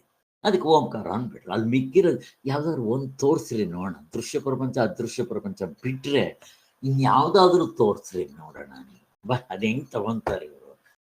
2ನೇ ಮಂತ್ರದಲ್ಲಿ ಅದನ್ನೇ ಹೇಳಿ ಇದನ್ನ ಬ್ರಹ್ಮ ಅಂತ ಕರೆದ. ಮೊದಲನೇದ್ರಲ್ಲಿ 2 ಹೆಸರೇ, ಓಂಕಾರ ಅಂದ್ರು ಹೆಸರೇ, ಬ್ರಹ್ಮ ಅಂದ್ರು ಹೆಸರೇ ಅಂತ ಆಮೇಲೆ ಗೊತ್ತಾಗುತ್ತೆ ನಮ್ಗೆ. ಆದ್ರೆ ಇಲ್ಲಿ 2ನೇ ಮಂತ್ರದಲ್ಲಿ ಆ ವಸ್ತುವನ್ನ ಬ್ರಹ್ಮ ಅಂತ ಕರೆದ್ರು. ಅಭಿಧೇಯ, ವಸ್ತು, ವಾಚ್ಯ ಅಂತ ಕರೆದ್ರು, ಅಷ್ಟೇ. ವಸ್ತು, ವಾಚ್ಯ, ಅಭಿಧೇಯ ಎಲ್ಲ ಒಂದೇ. ಇಲ್ಲಿ ಅಭಿಧಾನ ಹೆಸರು ಅಥವಾ ವಾಚಕ ಅಂತ ಕರೆದ್ರು. ಇಷ್ಟಪ್ಪ ವ್ಯತ್ಯಾಸ. ಇನ್ನು 3ನೇ ಮಂತ್ರದಲ್ಲಿ ಏನು ಮಾಡಿದ್ರು? ಎಚ್ಚರವನ್ನು ಎಕ್ಸ್ಪ್ಲೈನ್ ಮಾಡಿದ್ರು. 4ನೇ ಮಂತ್ರದಲ್ಲಿ ಕನಸನ್ನು ಎಕ್ಸ್ಪ್ಲೈನ್ ಮಾಡಿದ್ರು. 5ನೇ ಮಂತ್ರದಲ್ಲಿ ಏನು ಮಾಡಿದ್ರು? ನಿದ್ದೆಯನ್ನು ಎಕ್ಸ್ಪ್ಲೈನ್ ಮಾಡಿದ್ರು. 6ನೇ ಮಂತ್ರದಲ್ಲಿ ಏನು ಮಾಡಿದ್ರು? ಮತ್ತೆ ಆ ನಿದ್ದೆಯನ್ನ ಸರ್ವೇಶ್ವರ, ಸರ್ವಜ್ಞ, ಯೋನಿ ಮತ್ತೆ ಏಕಾತ್ಮ ಪ್ರತ್ಯಯ ಸಾರ ಅಂತ ಹೇಳಿದ್ರು. ಈ 6 ಮಂತ್ರಗಳು ಅವುಗಳನ್ನ ಹಾಗಾಗಿ ಕೊಟ್ಬಿಟ್ಟು, ಯಾಕೆ ಇವುಗಳನ್ನ ನಮ್ಗೆ ಅರ್ಥ ಬೇಕು ಅಂದ್ರೆ ನಾವು ಮಂಜರಿ ಓದಿರ್ಬೇಕು, ಇಲ್ಲ ಉಪನಿಷತ್ತು ಓದ್ಕೋಬೇಕು. ಹಾಗೆ ಈಗ ಗೌಡಪಾದರು ಇಲ್ಲಿಂದ ಬರೀತಾರೆ ಕಾರಿಗೆ. ಅವಷ್ಟನ್ನು ಮುಟ್ಲಿಲ್ಲ, ಅದರ ಸಾರಾಂಶನ ಇಲ್ಲಿ ಹೇಳ್ಕೊಂಡು ಹೋಗ್ಬಿಡ್ತಾರೆ. ಅರ್ಥ ಆಯ್ತಲ್ಲ? ಅದಕ್ಕೆ ಸ್ವಾಮಿಗಳು ಏನು ಮಾಡಿದ್ರು, ಇವು 6 ಮಂತ್ರಗಳನ್ನ ಟಕ್ ಅಂತ ಹಾಕ್ಬಿಟ್ರು. ಹೇಳಬೇಕು ಅಂತಂದ್ರೆ ಪೂರ್ತಿ ಇರೋ ಸಾರಾಂಶ ಆ 6 ಮಂತ್ರಗಳಲ್ಲಿ. 7ನೇದು ಇನ್ನೂ ತುಂಬಾ ಇದೆ. ಅದಕ್ಕೋಸ್ಕರ ಈಗ ಗೌಡಪಾದರ ಮಂತ್ರಗಳನ್ನ ಅವರು ಅದನ್ನೇ ಎಕ್ಸ್ಪ್ಲೈನ್ ಮಾಡಿದ್ರೆ ಇವ್ರಿಗೂ ಅದಕ್ಕೂ ಸಂಬಂಧ ಏನ? ಅಲ್ಲಿ ಯಾಕೆ ಈ ಹೆಸರುಗಳನ್ನ ಹೇಳಿದ್ರು ಅದು ಬೇರೆ ಡೀಟೇಲ್. ಇಲ್ಲಿ ಕಾರಿಕೆಗಳು ಇಲ್ಲಿ ಶುರುವಾಗುತ್ತೆ ನೋಡ್ರಿ. ಈಗ ಗೌಡಪಾದರು ಮೊದಲನೇ ಕಾರಿಕೆ. ಇವರು ಓಂಕಾರ ಎಲ್ಲಿ ಹೇಳ್ತಾರೆ ಅಂದ್ರೆ 9ನೇ ಕಾರಿಕೆಯಲ್ಲಿ ಓಂಕಾರವನ್ನು ತಗೊಂಡ್ಬರ್ತಾರೆ. ಈ ಉಪನಿಷತ್ನಲ್ಲಿ ಮೊದಲನೇ ಮಂತ್ರದಲ್ಲೇ ಓಂಕಾರದ ವಿಚಾರ ಬಂದ್ಬಿಟ್ಟಿದೆ. ಇದನ್ನು ಅವನು ಇಟ್ಕೊಂಡಿದ್ದೆ ಅವನು ಸರ್ಕಸ್ ಮಾಡ್ತಾ ಇದ್ದಾನೆ. ದಡ್ಡ, ಮೊದಲು ಬಂದ್ರೆ ಏನು, ಕೊನೆ ಬಂದ್ರೆ ನಮ್ಗೆ ಅರ್ಥ ಇಂಪಾರ್ಟೆಂಟ್ ಕಂಡ್ರು, ಅರ್ಥ ತಗೊಳ್ರು ದಡ್ರ ಅಂತ ಸ್ವಾಮಿಗಳು ಹೇಳಿದ್ದು ನಮ್ಗೆಲ್ಲ ಗೊತ್ತಾಯ್ತು. ಈಗ 2ನೇ ಚಾಪ್ಟರ್ 55ನೇ ಪೇಜ್, ಪಾದತ್ರಯ ಕಾರಿಕೆಗಳು. ಮೊದಲನೇ ಮಂತ್ರ ಹೇಗಿದೆ ಅಲ್ಲಿ, ಇಲ್ಲಿ ಈ ಶ್ಲೋಕ ಹೀಗಿರುತ್ತೆ ಅಂತ ಬರೀತಾರೆ. ಬಹಿಷ್ಪ್ರಜ್ಞಸೋ ವಿಭುರ್ವಿಶ್ವೋ ಎಂತಹ ಪ್ರಜ್ಞಸ್ಥೋ ತೇಜಸ. ನೋಡ್ರಿ, ಎಲ್ಲ ಬಂದ್ಬಿಡ್ತು, 3 ಇಲ್ಲಿ ಒಟ್ಟಿಗೆ ತಗೊಂಡ್ಬಿಡ್ತಾರೆ. ಇಲ್ಲಿ ಬಹಿಷ್ಪ್ರಜ್ಞನನ್ನ ವಿಭು ವಿಶ್ವ ಅಂತ ಕರೆದ್ರು. ಅಂತರ್ಪ್ರಜ್ಞ ಅಂದಿದ ತಕ್ಷಣ ಕನಸು ತೈಜಸ ಅಂತ ಕರೆದ್ರು. ಘನಿ ಪ್ರಜ್ಞಸ್ತಥ ಪ್ರಜ್ಞಾ ಅಂತ ಕರೆದ್ರು. 3 ಒಟ್ಟಿಗೆ ತಗೊಂಡೆಲ್ಲ ಹೋಲ್ಸೇಲ್ ವ್ಯಾಪಾರ. ಏವ ತ್ರಿಧಾ ಸ್ಮೃತಃ. ಈ 3 ಒಂದೇ, ಒಬ್ಬನೇ ಆತ್ಮನು, 3ಕ್ಕೂ ಒಬ್ಬನೇ ಆತ್ಮ. ಎಷ್ಟು ಚೆನ್ನಾಗಿದೆ ನೋಡ್ರಿ. ಇಲ್ಲಿ ಭಾಷ್ಯ ತಗೊಂತ ಇದ್ದಾರೆ, ಭಾಷ್ಯದ ಜಿಸ್ಟ್ನ ಹೋಲ್ಸೇಲ್ ಆಗಿ ಹೊಡೆದಾಕ್ಬಿಡ್ತಾ ಇದ್ದಾರೆ ಇಲ್ಲಿ. ಅಲ್ಲಿ ಅಷ್ಟು 6 ಮಂತ್ರಗಳಲ್ಲಿ ಹೇಳಿದ್ರಲ್ಲ, ಒಟ್ಟಿಗೆ ತಗೊಂಡ್ಬಿಟ್ರೆ ಅಲ್ಲಿ ನಾವು ನೋಡಿರ್ಬೇಕು. ಮೊದಲು ನಿಮಗೂ ಅದಕ್ಕೆ ಮಂಜರಿ ಭಾಷ್ಯ ನೋಡ್ಕೊಂಡು ಇಲ್ಲಿಗೆ ಬರ್ಬೇಕು, ಇನ್ನೂ ಚೆನ್ನಾಗಿ ಅರ್ಥ ಆಗುತ್ತೆ ಅಂತ. ಸೊ ಬಹಿಷ್ಪ್ರಜ್ಞಾ ವೈಶ್ವಾನರ ಅಂತ ಕರೆದಿದ್ರು, ಇಲ್ಲಿ ವಿಶ್ವ ಅಂತ ಕರೀತಾರೆ, ವ್ಯತ್ಯಾಸ ಇಲ್ಲ. ಮತ್ತೆ ಅಂತರ್ಪ್ರಜ್ಞವನ್ನ ತೈಜಸ ಅಂತ ಕರೆದಿದ್ದಾರೆ. ಇನ್ನೂ 1-2 ಹೆಸರುಗಳು ಹೇಳ್ತಾರೆ, ಅದಕ್ಕೆ ಹಿರಣ್ಯ ಗರ್ಭ ಅಂತ ಕರೀತಾರೆ. ಅದನ್ನ ಇಲ್ಲಿ ಗೌಡಪಾದರು ಯಾಕೆ ಹೇಳ್ತೀವಿ ಅಂತ ಅದನ್ನು ಕೊಡ್ತಾನೆ. ಉಪನಿಷತ್ಗಳಲ್ಲಿ ಇದೆ, ಸುಮ್ಮನೆ ಇವರೇ ಏನು ತಗೊಂಬಂದು ಸೇರಿಸ್ತಾ ಇಲ್ಲ. ತಿರ್ಗಾ ಘನ ಪ್ರಜ್ಞಸ್ತತ ಪ್ರಜ್ಞಾ ಪ್ರಜ್ಞಾನ ಘನ ಅಂದ್ರು. ಇವು 3 ಏನು ಬೇರೆ ಬೇರೆ ಅಲ್ಲ, 3ರಲ್ಲೂ ಒಬ್ಬನೇ ಆತ್ಮ ಇರೋದು, ದಡ್ಮುಂಡೆವ ಅಂತ. ಏವ ತ್ರಿಧಾ ಸ್ಮೃತಃ ಅಂತ ಆ ಮಂತ್ರ. ಹೊರಗಿನ ಅರಿವುಳ್ಳವನು ವಿಭುವು, ಅಲ್ಲಿ ವೈಶ್ವಾನರ ಅಂದ್ರು, ಇಲ್ಲಿ ವಿಶ್ವ ಅಂತ ಅಂದ್ರು. ಒಳಗಿನ ಅರಿವುಳ್ಳವನು ತೈಜಸನ್. ಪ್ರಜ್ಞಾನ ಘನನಾದವನು ಪ್ರಜ್ಞನು. ಒಬ್ಬನೇ 3 ಬಗೆಯವನು ಎನ್ನಿಸಿಕೊಳ್ಳುತ್ತಾನೆ. ಒಬ್ಬನೇ 3 ಬಗೆಯಾಗಿ ತೋರ್ತಾ ಇದೆ. ಆತ್ಮನೇ ಇಲ್ಲಿ ವಿಶ್ವ, ಆಮೇಲೆ ತೈಜಸ ಪ್ರಾಜ್ಞನಾಗಿ ತೋರ್ತಾ ಇದ್ದಾನೆ. ಹಗ್ಗವೇ ಹಾವು, ನೀರಿನ ಕೋಡಿ, ನೆಲದ ಬಿರುಕು, ನೀವಿನ್ನೂ ಬೇಕಾದ ಸೇರ್ಕೊಳ್ರಿ. ನಮ್ಗಿರೋದೇ 3 ಅವಸ್ಥೆಗಳು, 3 ಅವಸ್ಥೆಗಳು ಎಲ್ಲ ತಂದ್ಬಿಡ್ತಾರೆ.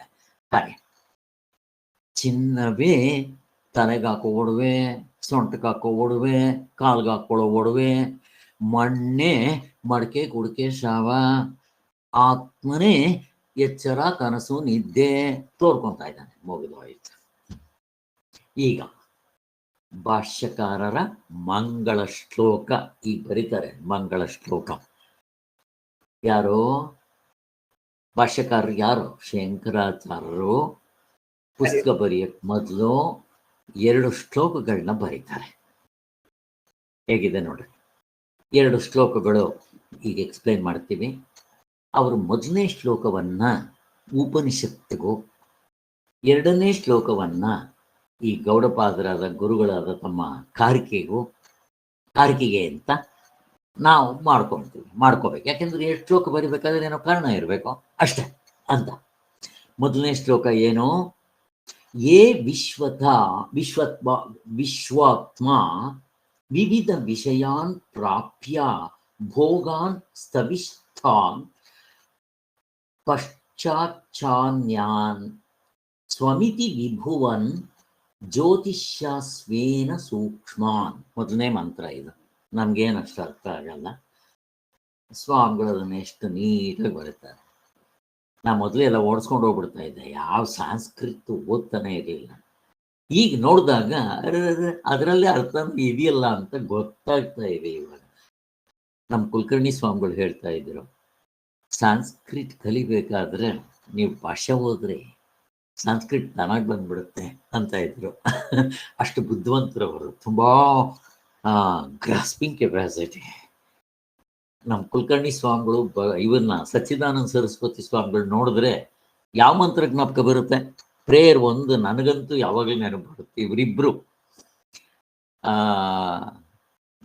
ಏಕಲವ್ಯ ಇದ್ದಂಗೆ.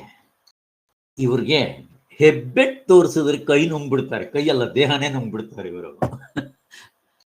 ಇವರಿಬ್ಬರಿಗೂ ಹೊಂದುವಂತ ಒಂದು ಮಂತ್ರ ಅಂದ್ರೆ ಮೂಕಂ ಕರೋತಿ ವಾಚಾಲಂ ಪಂಗುಂ ಲಂಘಯತೆ ಗಿರಿಂ ಯತ್ಕೃಪಾತಮಹಂ ವಂದೇ ಪರಮಾನಂದ ಸಾಗರಂ ಜ್ಞಾನಾಂಜನಶಲಾಕಯಾ ಚಕ್ಷುರುಂ ಮೀಲಿತಂ ಯೇನ ತಸ್ಮೈ ಶ್ರೀ ಗುರವೇ ನಮಃ. ಸಚ್ಚಿದಾನಂದ ಗುರು ಸಚ್ಚಿದಾನಂದ. ಎಷ್ಟು ಚೆನ್ನಾಗಿದೆ, ಬದಲಾಗಿ ಹೇಳ್ಕೊಡ್ತಾ ಇರ್ತೀನಿ ನಾನು. ಓಂ ಗುರು ಜಯ ಗುರು ಸಚ್ಚಿದಾನಂದ ಸಚ್ಚಿದಾನಂದ ಗುರು ಸಚ್ಚಿದಾನಂದ. ಮೂಕಂ ಕರೋತಿ ವಾಚಾಲಂ, ಮೂಗನು ಮಾತಾಡಬಲ್ಲನು, ಇದನ್ನು ತಿಳ್ಕೊಂಡ್ಬಿಟ್ಟು. ಕುಂಟನು ಬೆಟ್ಟವನ್ನ ಹತ್ತಬಲ್ಲನು. ಹೇಗಿದೆ ನೋಡಿ ಇದು. ಇವರಿಬ್ಬರಿಗೂ ಚೆನ್ನಾಗಿ ಹೊಂದುತ್ತೆ. 21 ದಿವಸದಲ್ಲಿ ಕನ್ನಡ ಧಾರವಾಡದ ಕಡೆಯವರು ಕುಲಕರ್ಣಿ ಸ್ವಾಮಿಗಳು 21 ದಿವಸದಲ್ಲಿ ತೆಲುಗು ಕಲ್ತ್ಕೊಂಡು ತೆಲುಗುದವ್ರಿಗೆ ಪ್ರವಚನ ಮಾಡಿದ್ದಾರೆ ಅಂದ್ರೆ ಏನ್ ಹೇಳ್ಬೇಕು ಸ್ವಾಮಿ. ಇಂಗ್ಲಿಷು ಇವರಿಂದ ಕಲ್ತ್ಕೊಂಡು ಇಂಗ್ಲಿಷ್ ಪ್ರವಚನ, ಅದು ಯಾರಿಗೆ PhD ಮಾಡೋವನಿಗೆ ಇಂಗ್ಲಿಷ್ನಲ್ಲಿ ಪಾಠ ಮಾಡಿದ್ದಾರೋ ತಂದ್ಬಿಟ್ಟು ಅವನಿಗೆ PhD, ಅವನಿಗೆ ಫಸ್ಟ್ ರ್ಯಾಂಕ್ ಬಂದಿದ್ದೆ, ಅವನ ಅಪ್ರಿಷಿಯೇಟ್ ಮಾಡಿದ್ದೆ. ಇದರಷ್ಟು ಚೆನ್ನಾಗಿರೋದು ಯಾವುದೂ ಇಲ್ಲ ಅಂತ ಹೇಳಿ ಹೇಗಿರ್ಬೇಕು. ಇವರಲ್ಲಿ ಹೋಗಿದ್ದೆ 3 ತಿಂಗಳಿದ್ದು, ಕೋಳಿ ಮೊಟ್ಟೆ ತಿನ್ಕೊಂಡು. ಅಂದ್ರೆ ಇವ್ರಿಗೆ ಅವಾಗ TB ಇತ್ತು, ಡಾಕ್ಟರ್ ಹೇಳಿದ್ರು ಕೋಳಿ ಮೊಟ್ಟೆ ತಿನ್ನಿ ಅಂತ. ನೋಡ್ರಿ ಬ್ರಾಹ್ಮಣರು ಕೋಳಿ ಮೊಟ್ಟೆ ತಿನ್ಬೋದಾ ಅಂತಂದ್ರೆ ಆಯಾ ಸಂದರ್ಭಕ್ಕೆ ಸರಿ ಮಾಡ್ಬೇಕಾಗಿರುತ್ತೆ. ಹೀಗೆಲ್ಲ ಇರುತ್ತೆ. ಹಾಗೆ ಆ ಒಬ್ಬ ಬ್ರಾಹ್ಮಣ ಹೋಗ್ತಾ ಇದ್ದಾಗ ಅವನು ತುಂಬಾ ಹೊಟ್ಟೆ ಹಸ್ವಾಗ್ಬಿಡುತ್ತೆ, ಸತ್ತೋಗೋತ್ರ ಆಗ್ಬಿಡುತ್ತೆ. ಯಾರೋ ಒಬ್ಬ ಕುದುರೆ ಕಾಯೋವನು, ಜಟ್ಕ ಗಾಡಿ ಓಡಿಸೋವನು, ಅಂದ್ರೆ ರಥ ಓಡಿಸೋವನು, ಅವನು ತಿಂತಾ ಇರ್ತಾನೆ. ನನಗೆ ಹೊಟ್ಟೆ ಹಸ್ವಾಗ್ತಾ ಇದೆ ಕೊಡು ಅಂದ್ರೆ ಅವನು, ಎಂಜಿಲಾಗಿದೆ ಸ್ವಾಮಿ, ನೀವು ಬ್ರಾಹ್ಮಣರು, ನಾವು ಶೂದ್ರರು ಅಂತಾನೆ. ಕೊಡೋ ಪರವಾಗಿಲ್ಲ ಅಂತ ಇಸ್ಕೊಂಡು ಆ ಎಂಜಿನ್ ತಿಂದ್ಬಿಡ್ತಾನೆ. ಸ್ವಲ್ಪ ಇಸ್ಕೊಂಡು ಹೊಟ್ಟೆ ತುಂಬುತ್ತೆ. ನೀರು ಕೊಡಕ್ ಬರ್ತಾನೆ ಅವನು. ನೀರು ಬೇಡ ಅಂತಾನೆ. ಯಾಕೋ ಅಂತಾನೆ. ಎಂದ್ಲು ಅಂತಾನೆ. ಅಯ್ಯೋ ಮೈನೆ, ಇದು ತಿಂದೆ, ನೀರು ಯಾಕೋ? ಅದು ತಿಂದೆ ಇದ್ರೆ ಸತ್ತೋಗ್ತಾ ಇದ್ದೆ, ಆ ನೀರು ಎಲ್ಲಾದ್ರೂ ಸಿಗುತ್ತೆ, ನಾನು ಕುಡ್ಕೊಂಡು. ಇದು ನೋಡಿದಾಗ ಹಾಸ್ಯ ಅಂತ ಅನ್ಸುತ್ತೆ, ಬಟ್ ಆ ಸಾರಾಂಶ ನೋಡಿ ಹೇಗಿದೆ. ಹಾಗೆ ಇಲ್ಲಿ ಸುಮ್ಮನೆ ಸಂದರ್ಭ ಬಂದಿದ್ದಕ್ಕೆ ಹೇಳಿದೆ. ಇಲ್ಲಿ ಮೊದಲನೇ ಮಂತ್ರವನ್ನು ಉಪನಿಷತ್ಗೆ, ಎರಡನೇ ಮಂತ್ರ ಕಾರಿಕೆ ಅಥವಾ ಗುರುಗಳಿಗೋಸ್ಕರ ಅಂತ. ಅದು ಎರಡನೇ ಮಂತ್ರ ಏನದು? ಸರ್ವಾನೇತಾನ್ ಪುನರಪಿ ಶನೈಃ ಸ್ಮಾತ್ಮನಿ ಸ್ಥಾಪಯಿತ್ವಾ ಹಿತ್ವಾ ಸರ್ವಾನ್ ವಿಶೇಷಾನ್ ವಿಗತ ಗುಣಗಣಃ ಪಾತ್ವಸ್ವೌ ನಸ್ತುರೀಯಃ. ನನಗೇನೇನೋ ಅರ್ಥ ಆಗಲಿಲ್ಲ.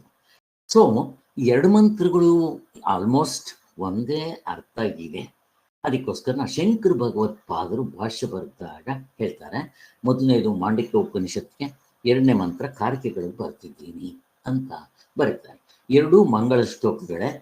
ಆದ್ದರಿಂದ ಇವರು ನಮ್ಮ ಸಚ್ಚಿದಾನಂದ ಸರಸ್ವತಿ ಸ್ವಾಮಿಗಳು ಇದನ್ನು ಮೊದಲನೇದನ್ನು ಕಾರಿಕೆಗೆ, ಎರಡನೇದನ್ನು ಮೊದಲನೇದು ಉಪನಿಷತ್ಗೆ, ಎರಡನೇ ಕಾರಿಕೆಗೆ ಬಳಸ್ಕೊಂಡಿದ್ದಾರೆ. ಈ ಭಾಷ್ಯ ಟೀಕಾಕಾರರು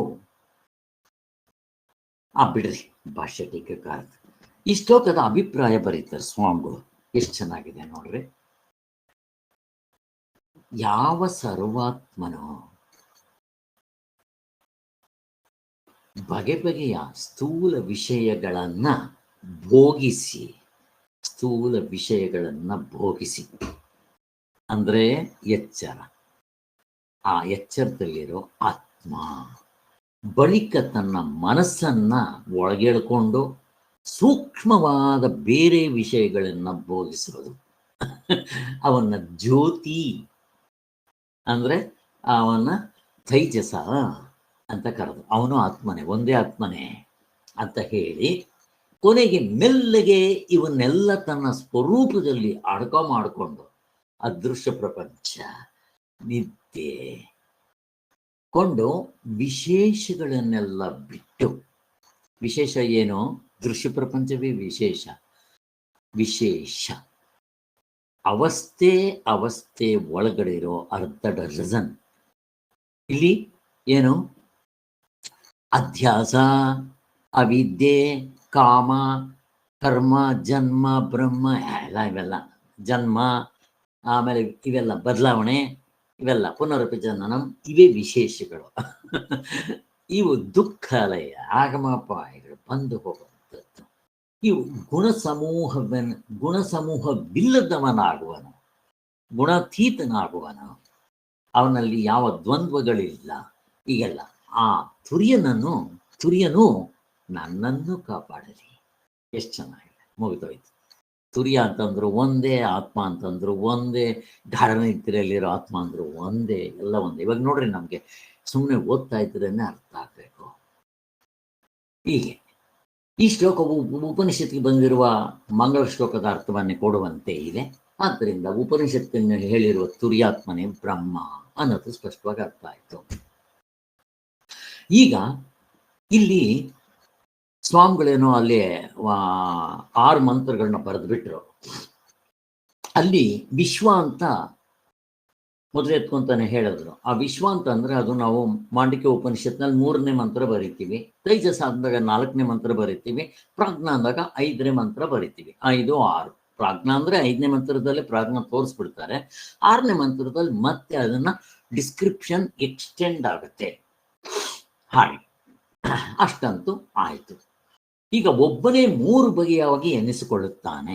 3 ಆತ್ಮರಿಲ್ಲಪ್ಪ, ಎಚ್ಚರಕ್ಕೆ ಬೇರೆ, ಕನಸಿಗೆ ಬೇರೆ, ನಿದ್ದೆಗೆ ಬೇರೆ ಇಲ್ಲ ಅನ್ನೋದು ತೋರಿಸ್ಕೊಟ್ರು. ಆದ್ದರಿಂದ ಆತ್ಮನು ಏನವನು?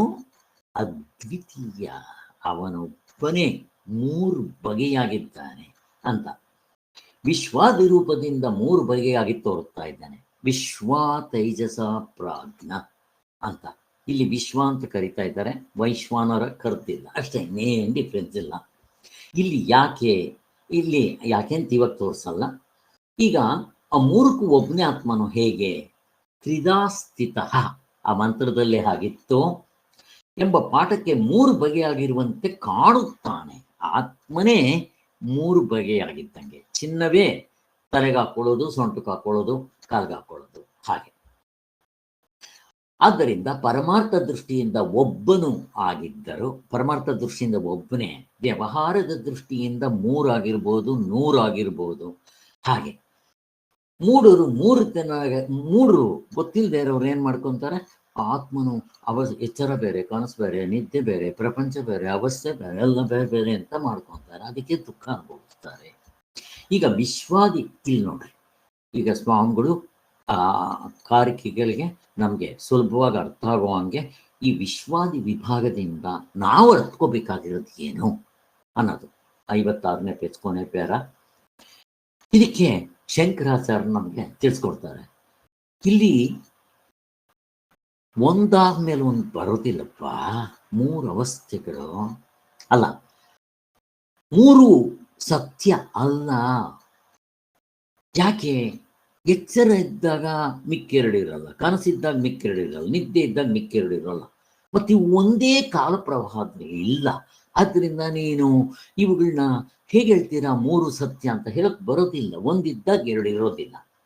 ನಾನು ನನ್ನ ಮಕ್ಕಳನ್ನ ತೋರ್ಸಕ್ ಬರುತ್ತೇನೋ? ತೋರಿಸ್ಬೋದು. ನನ್ನ ಮಕ್ಕಳನ್ನ ತೋರಿಸ್ತೇನೆ. ಇವನು ರಾಮ, ಇನ್ನೊಬ್ಬನ ಕರೆದು ಕೃಷ್ಣ ಬಾರೋ ಅಂತ ಅವನ ಬೆನ್ನಿಂದೆ ಹೊಡೆದು ಇವನು ಕೃಷ್ಣ, ಇವನು ಗೋವಿಂದ ಅಂತ ನಾನು ಒಂದು ಪಕ್ಕದಲ್ಲಿ ಕಾಲ ದೇಶ ಬೇರೆ ಬೇರೆ ದೇಶದಲ್ಲಿ ಇಡಬೇಕು. ಒಂದೇ ದೇಶದಲ್ಲಿ ಇಬ್ಬರನ್ನು ಅವನ ತಲೆ ಮೇಲೆ ಇಡಬೇಕು ಅಷ್ಟೇ. ನಾನು ಮೂವರನ್ನು ಒಟ್ಟಿಗೆ ಒಬ್ಬೊಬ್ಬನ ಮೇಲೆ ಅವನು ನಿಲ್ಲಿಸ್ತೇನೆ. ಅದರ ಪಕ್ಕದಲ್ಲಿ ಕಾಲ ದೇಶ ಬೇರೆ ಆಯಿತು, ಇನ್ನೊಬ್ಬನ ದೇಶ ಬೇರೆ ಆಯಿತು, ನನ್ನ ಕಾಲ ಕೂಡ ಬೇರೆ ಬೇರೆ ಆಯಿತು. ಇವನು ಮೊದಲನೇ ಮಗ ಅಂತ ಇಂಟ್ರೊಡ್ಯೂಸ್ ಮಾಡಿದಾಗ 2ನೇ ಮಗನ ಮಾಡುವಷ್ಟೊತ್ತಿಗೆ 1 ಸೆಕೆಂಡ್ ಮುಗ್ದೋಗ್ಬಿಟ್ಟಿರುತ್ತೆ, 2ನೇವನು 3ನೇವನು.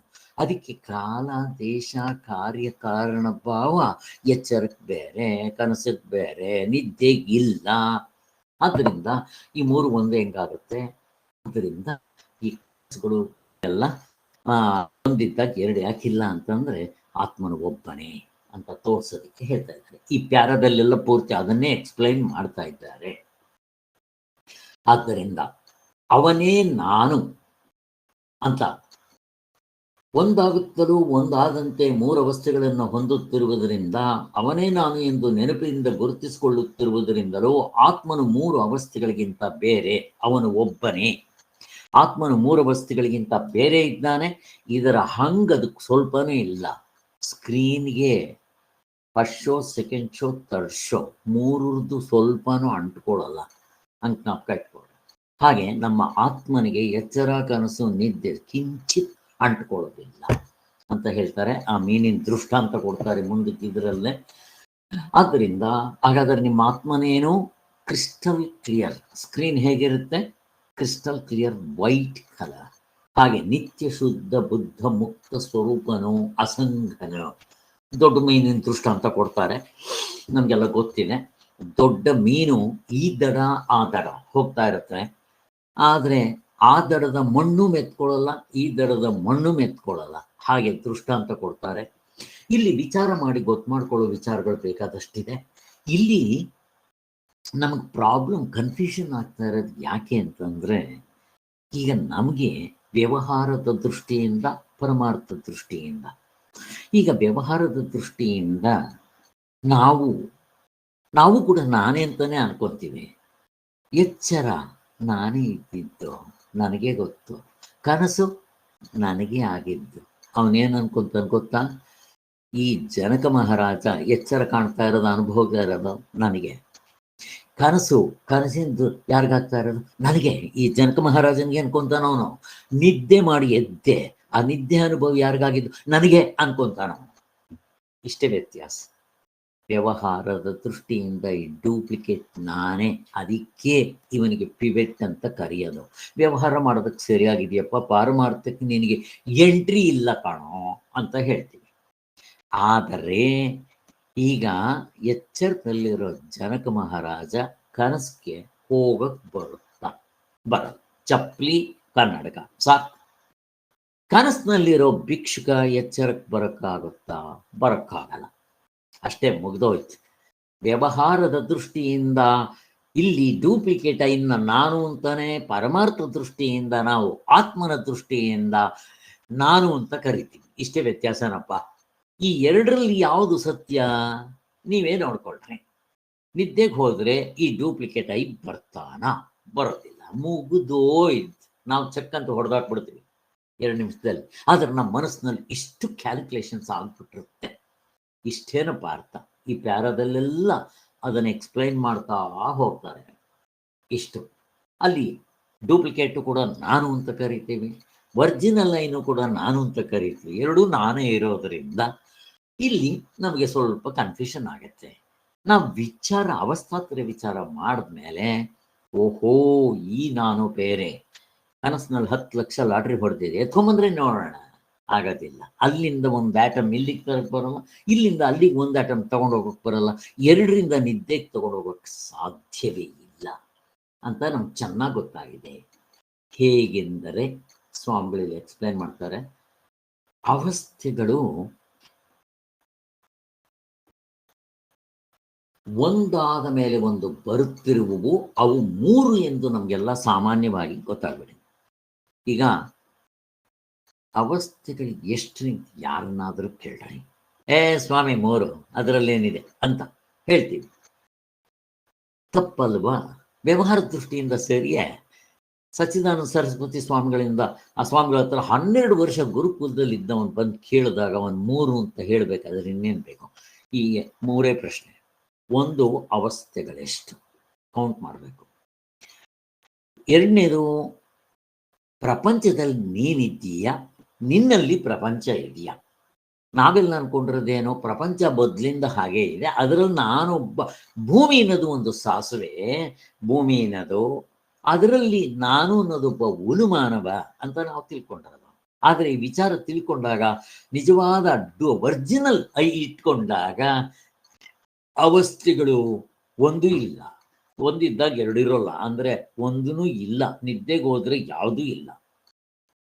ಮತ್ತೆ ನನ್ನಲ್ಲಿ ಪ್ರಪಂಚ, ನಾನು ಒಂದು ಪ್ರಶ್ನೆ, ಯಾನು ತಾನು ನಿಜವಾದ ನನ್ನ ಸ್ವರೂಪ ಒರಿಜಿನಲ್ ಐ ಆತ್ಮ, ಅದರಲ್ಲಿ ಪ್ರಪಂಚ, ಅವಸ್ಥೆ ಒಳಗಡೆ ಪ್ರಪಂಚ. ಎಷ್ಟು ಚೆನ್ನಾಗಿದೆ, ಇಷ್ಟೇ ವ್ಯತ್ಯಾಸ. ಮತ್ತೆ ಅಲ್ಲಿ ಇನ್ನೂ ಒಂದನ್ನು ಹೇಳ್ತಾರೆ. ಈಗ ಸ್ವಾಮಿಗಳದಕ್ಕೆ ನಮ್ಗೆ ಅರ್ಥ ಆಗೋದಕ್ಕೋಸ್ಕರ ಹೇಳೋದು, ಇದನ್ನ ಸ್ಮೃತಿ ಅಂತ ಕರೀತೀವಿ. ಕನಸು ಬಂದಿದ ತಕ್ಷಣ ಪಟ ಪಟ ಎಕ್ಸ್ಪ್ಲೈನ್ ಮಾಡ್ತಾನೆ. ಸ್ಮೃತಿ, ನಿದ್ದೆ ಕೂಡ ಸ್ಮೃತಿ ಅಂತೀವಿ. ಆದರೆ ನಿಜವಾಗ್ಲೂ ಇದನ್ನ ಸ್ಮೃತಿ ಅಂತ ಕರೆಸ್ಕೊಳ್ಳೋದಕ್ಕೆ ಯೋಗ್ಯವಲ್ಲ. ಮಂಗಳವಾರವನ್ನು ಅಮಂಗಳವಾರ ಅಂತ ಕರೆಯೋದು, ಯೋಗವನ್ನ ಅಲ್ಲಿ ಯಾವುದು ಜಾಯಿನ್ ಆಗೋಲ್ಲ, ಬಿಟ್ಕೋಬೇಕಾಗಿದೆ. ಯೋಗ ಅಂತಂದ್ರೆ ಯುಜ್, ಜಾಯಿನ್, ಸೇರ್ಸು. ಯಾವ್ದು ಸೇರ್ಕೊಳ್ಳುತ್ತೆ? ಜೀವ ಪರಮಾತ್ಮನ ಸೇರ್ಬೇಕಾ, ಅಥವಾ ಈ ಡೂಪ್ಲಿಕೇಟ್ ಐ ಒರಿಜಿನಲ್ ಐ ಸೇರ್ಕೋಬೇಕಾ? ಏನೂ ಇಲ್ಲ, ಅಲ್ಲಿ ಒಂದಿಲ್ಲ ಅಂತಾನೆ ನೋಡ್ಬೇಕಾಗಿರೋದು. ಆದ್ದರಿಂದ ಅದಕ್ಕೆ ವಿರುದ್ಧವಾದ ಅರ್ಥಗಳು ಹೇಗಿದೆಯೋ ಹಾಗೆ ಸ್ಮೃತಿ ಅಂತ ಕೂಡ ಅದಕ್ಕೆ ಒಂದಲ್ಲ. ಯಾಕೆ? ಈಗ ಬೆಳಿಗ್ಗೆ ನಾನು ಟಿಫನ್ ಮಾಡಿದೆ, ಮಧ್ಯಾಹ್ನ ಹೊಟ್ಟೆ ಹಸ್ವಾಗತ್ತೆ, ಆ ನೆನೆಸ್ಕೊಂಡು ಬೆಳಗ್ಗೆ ಟಿಫನ್ ಮಾಡಿದೆ, ಈಗ ನನಗೆ ಹೊಟ್ಟೆ ಹಸ್ವಾಗ್ತಾ ಇದೆ, ಏನಾದರೂ ಕೊಡ್ರಿ ಅಂತ. ಅದನ್ನು ಬೆಳಗ್ಗೆ ಟಿಫನ್ ಮಾಡಿದ್ದು ಬೆಳಗ್ಗೆ ತಿಂದಿಯಲ್ಲೋ ಅಂದರೆ ಬೆಳಗ್ಗೆ ತಿಂದಿದ್ದು ನಾನು, ಈಗ ನನಗೆ ಹೊಟ್ಟೆ ಹಸ್ವಾಗ್ತಾ ಇದೆ ಅಂತ ಸ್ಮೃತಿ, ನೆನೆಸ್ಕೊಳ್ಳೋದು. ಮತ್ತು ರಾತ್ರಿ ತಿರ್ಗಾ ನನಗೆ ಹೊಟ್ಟೆ ಹಸ್ವಾಗಿದೆ, ನೆನೆಸ್ಕೊಳ್ಳೋದು. ಒಂದೇ ಕಾಲ ಪ್ರವಾಹ ಇದೆ. ಬೆಳಗ್ಗೆ ನಾನು ತಿಂದಿದ್ದು ಗೊತ್ತು, ಅದನ್ನು ಸ್ಮೃತಿ ಅಂತ ಕರಿಬೋದು. ಮಧ್ಯಾಹ್ನ ನನಗೆ ಹೊಟ್ಟೆ ಹಸ್ವಾಗ್ತಾ ಇದೆ ಅಂತ ಅವನು ನೆನೆಸ್ಕೊಂಡು ಕೇಳ್ತಾನೆ, ಬೆಳಗ್ಗೆ ತಿಂದೆ ಸೇರೆ. ಹಾಗೆ ರಾತ್ರಿನೂ ನೆನೆಸ್ಕೊತಾನೆ. ಹೀಗೆ ಒಂದೇ ಕಾಲ ಪ್ರವಾಹ. ಆ ದೇಶ ಕೂಡ ಹಾಗೆ ಕಂಟಿನ್ಯೂಷನ್, ಅದೇ ದೇಶದಲ್ಲೇ ಅದೇ ಕಾರ್ಯಕಾರಣ ಭಾವ. ಇವರವರ ಅಪ್ಪನ ಮಗನೇ ಆಗಿರ್ತಾನೆ, ಎಲ್ಲನೂ ಹಾಗೆ. ಎಚ್ಚರದಲ್ಲಿ ಅಂದರೆ ಬೆಳಿಗ್ಗೆ ಅವನು 8 ಗಂಟೆಗೆ ಊಟ ಮಾಡಿದಾಗ ಅವರ ಅಪ್ಪ ಅಮ್ಮನೇ ಕಾರ್ಯಕಾರಣ, ಮಧ್ಯಾಹ್ನ ಊಟ ಮಾಡುವಾಗಲೂ ಅವರೇ ಕಾರ್ಯಕಾರಣ, ರಾತ್ರಿ ಊಟ ಮಾಡುವಾಗಲೂ ಅವರೇ ಕಾರ್ಯಕಾರಣ, ಸಾಯೋವರೆಗೂ ಅವರೇ ಕಾರ್ಯಕಾರಣ. ಹೀಗೆ. ಬಟ್ ಇದು ಸ್ಮೃತಿ ಅಂತ ಕರಿಬೇಕು, ಒಪ್ಕೋಣ. ಈಗ ನೀವು ಕನಸಿನಲ್ಲಿ ಕಂಡದ್ದನ್ನು ಎಚ್ಚರಕ್ಕೆ ಬಂದು ಹೇಳ್ತೀರಲ್ಲ, ಕನಸಿನಲ್ಲಿರೋ ಕಾಲ ಪ್ರವಾಹವೇ ಹಾಗೆಯೇ ಕಂಟಿನ್ಯೂ ಆಗಿದೆಯಾ? ನಿದ್ದೆಯಲ್ಲಿರೋ ಕೊನೆಗೆ, ಈಗ ನಾನು ಕನಸು ಕಾಣಬೇಕಾದ್ರೆ ಮಲಕ್ಕೋಬೇಕು. ಮಲ್ಕೊಂಡಾಗ ಈಗ ತಾನೆ ಹೇಳಿದ್ರಲ್ಲ, ಆ ನಿದ್ದೆಯಲ್ಲಿ ವಿಶೇಷವಾದ್ದೆಲ್ಲ ಅದರಲ್ಲಿ ಕರಗುತ್ತಿರೋ ತಪ್ಪು. ಕರಗುತ್ತೆ ಅಂದ್ರೆ ಬಂತು ರೋಗ, ಅಲ್ಲಿ ಇರೋದಿಲ್ಲ, ಅಡ್ರೆಸ್ ಇರೋದಿಲ್ಲ ಅಷ್ಟೇ. ಯಾಕೆ? ಅವು ಸತ್ಯವಾಗಿ ಇಲ್ಲ. ನಿದ್ದೆಯಲ್ಲಿ ಬರೀ ಅಷ್ಟು ಮಾತ್ರ, ನಾನು ಮಾತ್ರ ಇರ್ತೀನಿ, ಆಯಿತು. ವ್ಯವಹಾರ ದೃಷ್ಟಿಯಿಂದ ಅಲ್ಲಿ ಕರಗಿರುತ್ತೆ. ಮತ್ತು ಅಲ್ಲಿ ಕಾಲ ದೇಶ ಇದೆಯಾ? ನಿದ್ದೆಯಲ್ಲಿ ಕಾಲ ದೇಶ ಕಾರ್ಯ ಕಾರಣ ಭಾವ ಅವಸ್ಥೆ ಒಳಗಡೆ ಇರೋ 1/2 ಡಜನ್ನು ಮತ್ತು ಈ ಕಲಬೆರಿಕೆ ಇದೆಯಾ? ಇಲ್ಲ. ಸಂಸಾರ ಇದೆಯಾ? ಶರೀರ ಹಿರಿಯ ಹೆಂಡತಿ ಮಗ ಯಾವುದು ಇಲ್ಲ. ಮತ್ತೆ ಎದ್ದಿದ ತಕ್ಷಣ ನಾನು ನೆನೆಸ್ಕೊಂಡೆ ಅಂತಂದ್ರೆ ಇದೇ ಕಾಲ ಪ್ರವಾಹ ಇದೆಯಾ, ಇದೇ ದೇಶ ಇದೆಯಾ? ಇಲ್ಲ. ಅಲ್ಲಿ ಇಲ್ಲದೆ ಇರೋದ್ರಿಂದ ಅಲ್ಲಿ ನೆನಪು ಅಂತ ಹೆಂಗೆ ಹೇಳ್ತೀರಾ? ಹೇಳ್ಬಾರ್ದು. ಬಟ್ ನನಗೆ ನೆನಪು ಆಗ್ತಾ ಇದೆಯಲ್ಲ, ದಡ್ಡ ಮುಂಡೆದ ನಿಜ. ಆತ್ಮನ ಒಬ್ಬನೇ ಮೂರು ಅವಸ್ಥೆಗಳಿಗೂ. ಇದನ್ನ ಹೊರಪಡಿಸ್ಬೇಕಾದ್ರೆ ಎಚ್ಚರದ ಜನಕ ಮಹಾರಾಜ, ಆತ್ಮನು ಎಚ್ಚರದ ಜನಕ ಮಹಾರಾಜನ ವೇಷವನ್ನ ಹಾಕ್ಕೊಂಡು, ಈ ಎಚ್ಚರದ ಜನಕ ಮಹಾರಾಜನ ವೇಷದ ಬುದ್ಧಿಯನ್ನ ಉಪಯೋಗಿಸ್ಕೊಂಡು ಅವನು ನಾನು ಕನಸು ಕಂಡೆ ಅಂತ ಹೊರಪಡ್ತಾನೆ. ಇವನ್ ಬಾಯಿ ಮಾತು ಕಂಡವನು ಯಾರು? ಆತ್ಮನೇ ಅಂತ ಇವೆಲ್ಲ ನಮ್ಗೆ ಚೆನ್ನಾಗಿ ಗೊತ್ತಿದೆ. ಆದ್ದರಿಂದ ಇಲ್ಲಿ ಎಕ್ಸಾಂಪಲ್ಸ್ ಕೊಟ್ಟಿದ್ದಾರೆ. ಇನ್ನು ಪರಮಾರ್ಥ ಚಿಂತಾಮಣಿಯಲ್ಲಿ ಬೇರೆ ಎಕ್ಸಾಂಪಲ್ ಕೊಟ್ಟಿದ್ದಾರೆ. ಬೇರೆ ಎಕ್ಸಾಂಪಲ್ ಯಾವುದಲ್ಲಿ? ಬೆಳಿಗ್ಗೆ 7 ಗಂಟೆಗೆ ಜೋರಾಗಿ ಮಳೆ ಬಂತು, 8 ಗಂಟೆಗೆ ಬಿರುಗಾಳಿ ಬಂತು, 9 ಗಂಟೆಗೆ ಮರಗಳು ಬಿದ್ದೋಯ್ತು. ಇವನ್ ಮನೆಗೆ ಬಂದ, ಇವ್ರ ಊರಿಗೆ ಫೋನ್ ಮಾಡ್ದ. ಯಾವಾಗ? ಮಧ್ಯಾಹ್ನ. ಫೋನ್ ಮಾಡಿದ್ದೆ ಎಲ್ಲ ಹೇಳ್ತಾ ಇದ್ದಾನೆ. 7 ಗಂಟೆಗೆ ಮಳೆ ಬಂತು, 8 ಗಂಟೆಗೆ ಬಿರುಗಾಳಿ ಬಂತು, 9 ಗಂಟೆಗೆ ಮರಗಳೆಲ್ಲ ಬಿದ್ದೋಯ್ತು ಅಂತ. ಇದು ನೆನಪು. ಯಾಕೆ? ಬೆಳಿಗ್ಗೆ ಅದೇ ದೇಶ ಕಾಲ, 8 ಗಂಟೆಗೆ ಮಳೆ ಬಂದದ್ದು ಅದೇ ದೇಶ ಕಾಲ, 9 ಗಂಟೆಗೆ ಮರ ಬಿದ್ದೋಯ್ದು, ಮಧ್ಯಾಹ್ನ ಇವನು ಬಂದು ಫೋನ್ ಮಾಡಿದ್ದು ಎಲ್ಲ ಅದೇ ಕಾಲ. ಆದ್ದರಿಂದ ಹೊಂದುತ್ತೆ. ಇದಕ್ಕೆ ಸ್ಮೃತಿ ಅಂತ ಕರಿಬಹುದು, ನೆನಪು ಅಂತ ಕರಿಬಹುದು. ಆದರೆ ಈ ಎಚ್ಚರ ಕನಸಿನಲ್ಲಿ ಆ ಥರ ಎಲ್ಲಪ್ಪ ಆಗುತ್ತೆ. ಮತ್ತಾದರೂ ನೀನು ನೆನಪು ಅಂತ ಕರಿತೀಯಲ್ಲ. ನಾವು ಕೇಳ್ತೀವಿ, ಕನಸು ಸರಿಯಾಗಿ ನೆನೆಸ್ಕೊಂಡು ಹೇಳು, ಕನಸು ಹೆಂಗೆ ಬಿತ್ತು, ನಿದ್ದೆ ಸರಿಯಾಗಿ ನೆನೆಸ್ಕೊಂಡು ಹೇಳು ಅಂತೀವಿ, ಹೇಳ್ತೀವಿ. ವ್ಯವಹಾರ ದೃಷ್ಟಿಯಿಂದ ಹೊಂದೋದಿಲ್ಲ. ಆದ್ದರಿಂದ 3 ಅವಸ್ಥೆಗಳು ಇಲ್ಲ, ಆತ್ಮನೇ ಅವಸ್ಥೆಗಳ ತೋರ್ತಾ ಇದ್ದಾನೆ ಅಂತ ಈ ಅವರು ಎಕ್ಸಾಂಪಲ್ಗಳನ್ನ ಕೊಟ್ಟು ಹೇಳ್ತಾ ಇದ್ದಾರೆ. ಇದರ ಸಾರಾಂಶ ಪೂರ್ತಿ ಇಷ್ಟೇ. ಸ್ಟಾರ್ಟ್ ಮಾಡುವಾಗಲೇ ಸ್ವಲ್ಪ ಲೇಟಾಗಿ ಮಾಡಿದ್ದೆ, ಅದಕ್ಕೆ ಇವಾಗ ಮಾಡಿಬಿಡ್ತಾ ಇದ್ದೀನಿ. ಆದ್ದರಿಂದ ಈ 3 ಅಂತ ಭಾವಿಸೋದು ತಪ್ಪು ಅಂತ ಸೇಮ್ ಎಕ್ಸಾಂಪಲು. ಗಡಿಯಾರಕ್ಕಿಂತ ನಾವು ಬೇರೆ ಇರ್ತೀವಿ. ಅಲ್ಲಿ 1ನೇ ಗಂಟೆ, 2ನೇ ಗಂಟೆ, 3ನೇ ಗಂಟೆ, 12 ಗಂಟೆ ಹೊಡಿಬೇಕಾದ್ರೂ ಬೇರೆ ಬೇರೆ ಆ ಸೆಕೆಂಡ್ ಮುಳ್ಳು ಮೂವ್ ಆಗ್ತಾ ಇರುತ್ತೆ. ಬೇರೆ ಬೇರೆ ಗಡಿಯಾರ ನನಗಿಂತ ಬೇರೆ ಇರುತ್ತೆ. ಅಲ್ಲಿ ನಾವು ನೆನಪು ಅಂತ ಇಟ್ಕೊಂಡು ಹೇಳ್ಬೋದು. ಇಲ್ಲಂಗ ಆಗೋದಿಲ್ಲ ಅಂತ ಹೇಳ್ತೀವಿ. ಹೀಗೆ ಸೊ 3 ಅವಸ್ಥೆಗಳಿಗೂ ಒಂದೇ ಕಾಲ ಪ್ರವಾಹ ಇಲ್ಲ, ಒಂದೇ ದೇಶ ಇಲ್ಲ, ಒಂದೇ ಕಾರ್ಯಕಾರಣ ಭಾವ ಇಲ್ಲ ಅನ್ನೋದು ಸ್ಪಷ್ಟವಾಗಿ ಗೊತ್ತಾಗಿದೆ. ಆದ್ದರಿಂದ ಅಲ್ಲಿ 57ನೇ ಪೇಜ್ನಲ್ಲಿ 2ನೇ ಪ್ಯಾರ ಹೀಗೆ ಅವನೇ ನಾನು ಅಂತ ನೆನಪಿನಿಂದ ಅವನೇ ನಾನು. ಇಲ್ಲಿ 2 ನಾನುಗಳಿರುತ್ತೆ. ಡೂಪ್ಲಿಕೇಟ್ ನಾನು ಬೇರೆ, ಅದು ವ್ಯವಹಾರ ದೃಷ್ಟಿ. ಅಲ್ಲಿ ಒರಿಜಿನಲ್ ನಾನು ಬೇರೆ, ಆತ್ಮ ನನ್ನ ನಿಜವಾದ ಸ್ವರೂಪ. ಅವನಿಗೆ ಕಾಲದೇಶ ಕಾರ್ಯಕಾರಣಗಳ ಹಂಗಿರಲ್ಲ, ಇವನಿಗಿರುತ್ತೆ.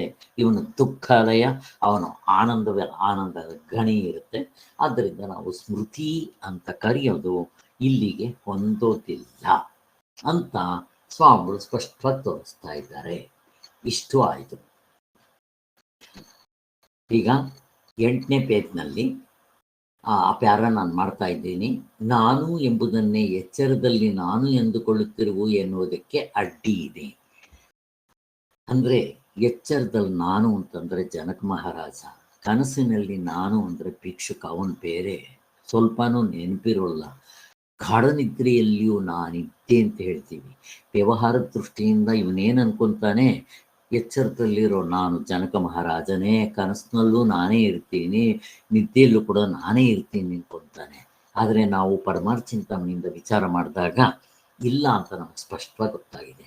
ಅದು ಎಕ್ಸ್ಪ್ಲೈನ್ ಮಾಡ್ತಾ ಇದ್ದಾರೆ ಅಷ್ಟೇ. ಆದ್ದರಿಂದ ಈ ದ್ರಷ್ಟೃ ಸಾಕ್ಷಿ 3ಕ್ಕೂ ಒಬ್ಬನೇ ಆಗಿರ್ತಾನೆ.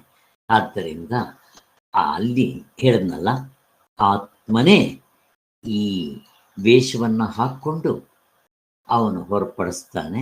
ಅದಕ್ಕೋಸ್ಕರನೇ ಅವನು ಹೇಳುವಾಗ ನಿನ್ನೆ ರಾತ್ರಿ ಮಲಗಿದ್ದೆ ನೋಡು, ಅದನ್ನು ಪಾಸ್ಟೆನ್ಸ್ನಲ್ಲಿ ಹೇಳ್ತಾನೆ. ಯಾಕೆ ಅಂತಂದರೆ ಆತ್ಮನಿಗೆ ಪಾಸ್ಟೆನ್ಸು ಪ್ರೆಸೆಂಟೆನ್ಸ್ ಫ್ಯೂಚರ್ಸ್ ಇಲ್ಲ. ಇವನು ಸ್ವಲ್ಪ ಸೇರಿಸ್ಕೊಂಡು ಹೇಳ್ತಾ ಇದ್ದಾನೆ ಅಷ್ಟೆ. ಅದಕ್ಕೋಸ್ಕರ ಹೀಗೆ ನಾವು ಹೇಳುವಾಗ ನಿನ್ನೆ ಕನಸು ಕಣ್ಣಲ್ಲ ಅದರಲ್ಲಿ ಹೀಗೆ ಬಿದ್ದಿತ್ತು ಅಂತ ಅದನ್ನು ಪಾಸ್ಟ್ ಟೆನ್ಸ್ ಮಾಡಿ ಹೇಳಬೇಕಾದ್ರೆ ಇದು ಈ ಒಂದು ಸೇರಿಸ್ಕೊಳ್ಳೋದಲ್ಲಿ ಜನಕ ಮಹಾರಾಜ ಅವನಿಗೆ ಮಾತಾಡಬೇಕಾದ್ರೆ ಅವನಿಗೆ ಪಾಸ್ಟ್ ಟೆನ್ಸು ಪ್ರೆಸೆಂಟ್ ಫ್ಯೂಚರ್ ಇದ್ರೇನೆ ಮಾತಾಡೋಕ್ಕೆ ಬರೋದಿಲ್ಲ, ಇಲ್ಲದ್ರೆ ಅವನಿಗೆ ಬರೋದಿಲ್ಲ. ಆ ದೃಷ್ಟಿಯಿಂದ ಅದಕ್ಕೋಸ್ಕರ ಇಲ್ಲಿ ಅದನ್ನು ಪ್ರತ್ಯಭಿಜ್ಞ ಅಂತ ಕರೀತಾರೆ. ಇಲ್ಲಿ ಅದು ಪ್ರತ್ಯಭಿಜ್ಞವಾ ಅಂತ ಪ್ರಶ್ನೆ ಕೇಳ್ತಾ ಇದ್ದೀನಿ ನಿಮ್ಮನ್ನ. ಫಸ್ಟ್ ಆಫ್ ಆಲ್ ಇದಕ್ಕೆ ಅರ್ಥ ಆಗದೆ ಇದ್ರೆ ನಿಮ್ಗೆ ಅರ್ಥ ಆಗೋದಿಲ್ಲ. ಈಗ ಸ್ಮೃತಿ ಅಂದರೆ ಗೊತ್ತಾಯಿತು, ಪ್ರತ್ಯಭಿಜ್ಞ ಅಂದ್ರೆ ಏನು? ಯಾರಾದರೂ ಒಬ್ರು ಹೇಳ್ತೀರಾ? ಪ್ರತ್ಯಭಿಜ್ಞ ಸ್ಮೃತಿ ಎರಡು ಒಂದೇ ಥರನೇ, ಬಟ್ ಇಲ್ಲಿ ಪ್ರತ್ಯಭಿಜ್ಞ ಎರಡು ಸಂಸ್ಕೃತಿ ವರ್ಡೆ. ಸ್ಮೃತಿ ಅಂದರೆ ನೆನಪು, ಪ್ರತ್ಯಭಿಜ್ಞ ಅಂತಂದ್ರೆ ಏನು? ಯಾರಾದರೂ ಎಕ್ಸ್ಪ್ಲೈನ್ ಮಾಡಕ್ ಬರುತ್ತಾ? ನಾನೇ ಅಲ್ಲಿದ್ದೆ ಇಲ್ಲಿದ್ದೆ ಅಂತ ನೆನೆಸ್ಕೊಂಡು ಹೇಳೋದು ಪ್ರತ್ಯಭಿಜ್ಞ. ನಾನೇ ಅದು ಅಂತ ಅಲ್ಲ, ಇಲ್ಲಿ ಪ್ರತ್ಯಭಿಜ್ಞ ಹೊಂದೋದಿಲ್ಲ ಅಂತ ಹೇಳ್ತಾ ಇದ್ದಾರೆ. ಪ್ರತ್ಯಭಿಜ್ಞ ಅಂದ್ರೆ ಏನು ಅಂತ ಕುಲಕರ್ಣಿ ಸ್ವಾಮಿಗಳು ಒಂದು ಎಕ್ಸಾಂಪಲ್ ಕೊಟ್ಟಿದ್ರು. ಆಂಧ್ರದಲ್ಲಿ ಹೋಗಿ ಅವರು ಪ್ರವಚನ ಮಾಡ್ತಾ ಇದ್ದಾಗ ಅಲ್ಲಿ ಯಾರೋ ಕೆಲವರು ಗುರ್ತಾಗಿದ್ರು. ಇವರು ಆಮೇಲೆ ಕರ್ನಾಟಕಕ್ಕೆ ಬಂದ್ಬಿಟ್ರು. ಕರ್ನಾಟಕದಲ್ಲಿ ಎಲ್ಲೋ ಒಂದು ಕಡೆ ಕಪಾಲಿ ಥಿಯೇಟರ್ ಹಿಂದೆ ಪ್ರವಚನ ಮಾಡ್ತಾ ಇದ್ರು. ಅವರು ಯಾರೋ ಒಬ್ಬರು ಬಂದಿದ್ರು. ಪ್ರವಚನ ಎಲ್ಲ ಆದ್ಮೇಲೆ ಅವ್ರ ಎದುರುಗಡೆ ಬಂದು ನಿಂತ್ಕೊಂಡ್ರು. ಕುಲಕರ್ಣಿ ಸ್ವಾಮಿಗಳಿಗೆ ನೋಡಿದ ತಕ್ಷಣ, ಅರ್ರೆ మీరు ఆంధ్ర లోపల నేను మీట్ చేసింది కదా, మాట్లాడుతూ ఉంటుంది కదా, వాళ్ళే కదా మీరు ಪೂರ್ಣಾನಂದರು కదా ಅಂತ ರೆಕಗ್ನೈಸ್ ಮಾಡಿದ್ರಂತೆ. ಹೌದು ಅಂದ್ರಂತೆ. ಇದನ್ನು ಪ್ರತ್ಯಭಿಜ್ಞ ಅಂತಾರೆ. ಸ್ಮೃತಿ ಪ್ರತ್ಯಭಿಜ್ಞ ಎರಡು ಒಂದೇ ಅರ್ಥ, ಬಟ್ ಸ್ವಲ್ಪ ಡಿಫ್ರೆನ್ಸ್ ಇದೆ. ಸ್ಮೃತಿಯಲ್ಲಿ ವಸ್ತು ಇರೋಲ್ಲ ಪ್ರೆಸೆಂಟ್ ಟೆನ್ಸ್ನಲ್ಲಿ. ಈಗ ನಾನು ಕನಸನ್ನೇ ಸ್ಮೃತಿ ನೆನ್ಸ್ಕೊಂಡು ಹೇಳ್ತಾ ಇದ್ದೀನಿ. ಕನಸಿಂದ ಇವಾಗ ನನ್ನ ಎದುರುಗಡೆ ಆ ವಸ್ತು ಇದೆಯಾ? ನಿದ್ದೆ ನೆನ್ಸ್ಕೊಂಡು ಹೇಳ್ತಾ ಇದ್ದೀನಿ, ವಸ್ತು ಇದೆಯಾ? ಇಲ್ಲ. ಪ್ರತ್ಯಭಿಜ್ಞದಲ್ಲಿ ಹಾಗಲ್ಲ. ಹಿಂದೆ ಆ ಮನುಷ್ಯನನ್ನು ನೋಡಿದವನ ಈಗ ಮತ್ತೆ ನೋಡ್ತಾ ಇದ್ದೀನಿ, ಅವನೇ ಇವನು ಅಂತ ಹಂಗೆ ಹೇಳೋದು ಇದು ನಮ್ಮ ಆತ್ಮನಿಗೆ ಹೊಂದಲ್ಲ. ಇದು ಕಾಲ ದೇಶ ಕಾರ್ಯ ಕಾರಣ ಭಾವ ಒಂದೇ ಕಾಲ ದೇಶದಲ್ಲಿ ಇದ್ದವನಿಗೆ ಮಾತ್ರ ಪ್ರತ್ಯಭಿಜ್ಞ ಆಗುತ್ತೆ. ಅರ್ಥ ಆಯ್ತಲ್ಲ? ನೀವು ದೃಷ್ಟಾಂತ ಇಟ್ಕೊಳ್ದಿದ್ರೆ ಅರ್ಥ ಆಗದೇ ಕಷ್ಟ. ಚೆನ್ನಾಗಿ ಅರ್ಥ ಮಾಡಬೇಕು. ಇಲ್ಲಿ ಪ್ರತ್ಯಭಿಜ್ಞ ಅಂತ ಬರುತ್ತೆ, ನಿಮ್ಗೆ ಅರ್ಥ ಆಗ್ತಾ ಇದ್ರೆ ಅರ್ಥ ಆಗದೇ ಇಲ್ಲ.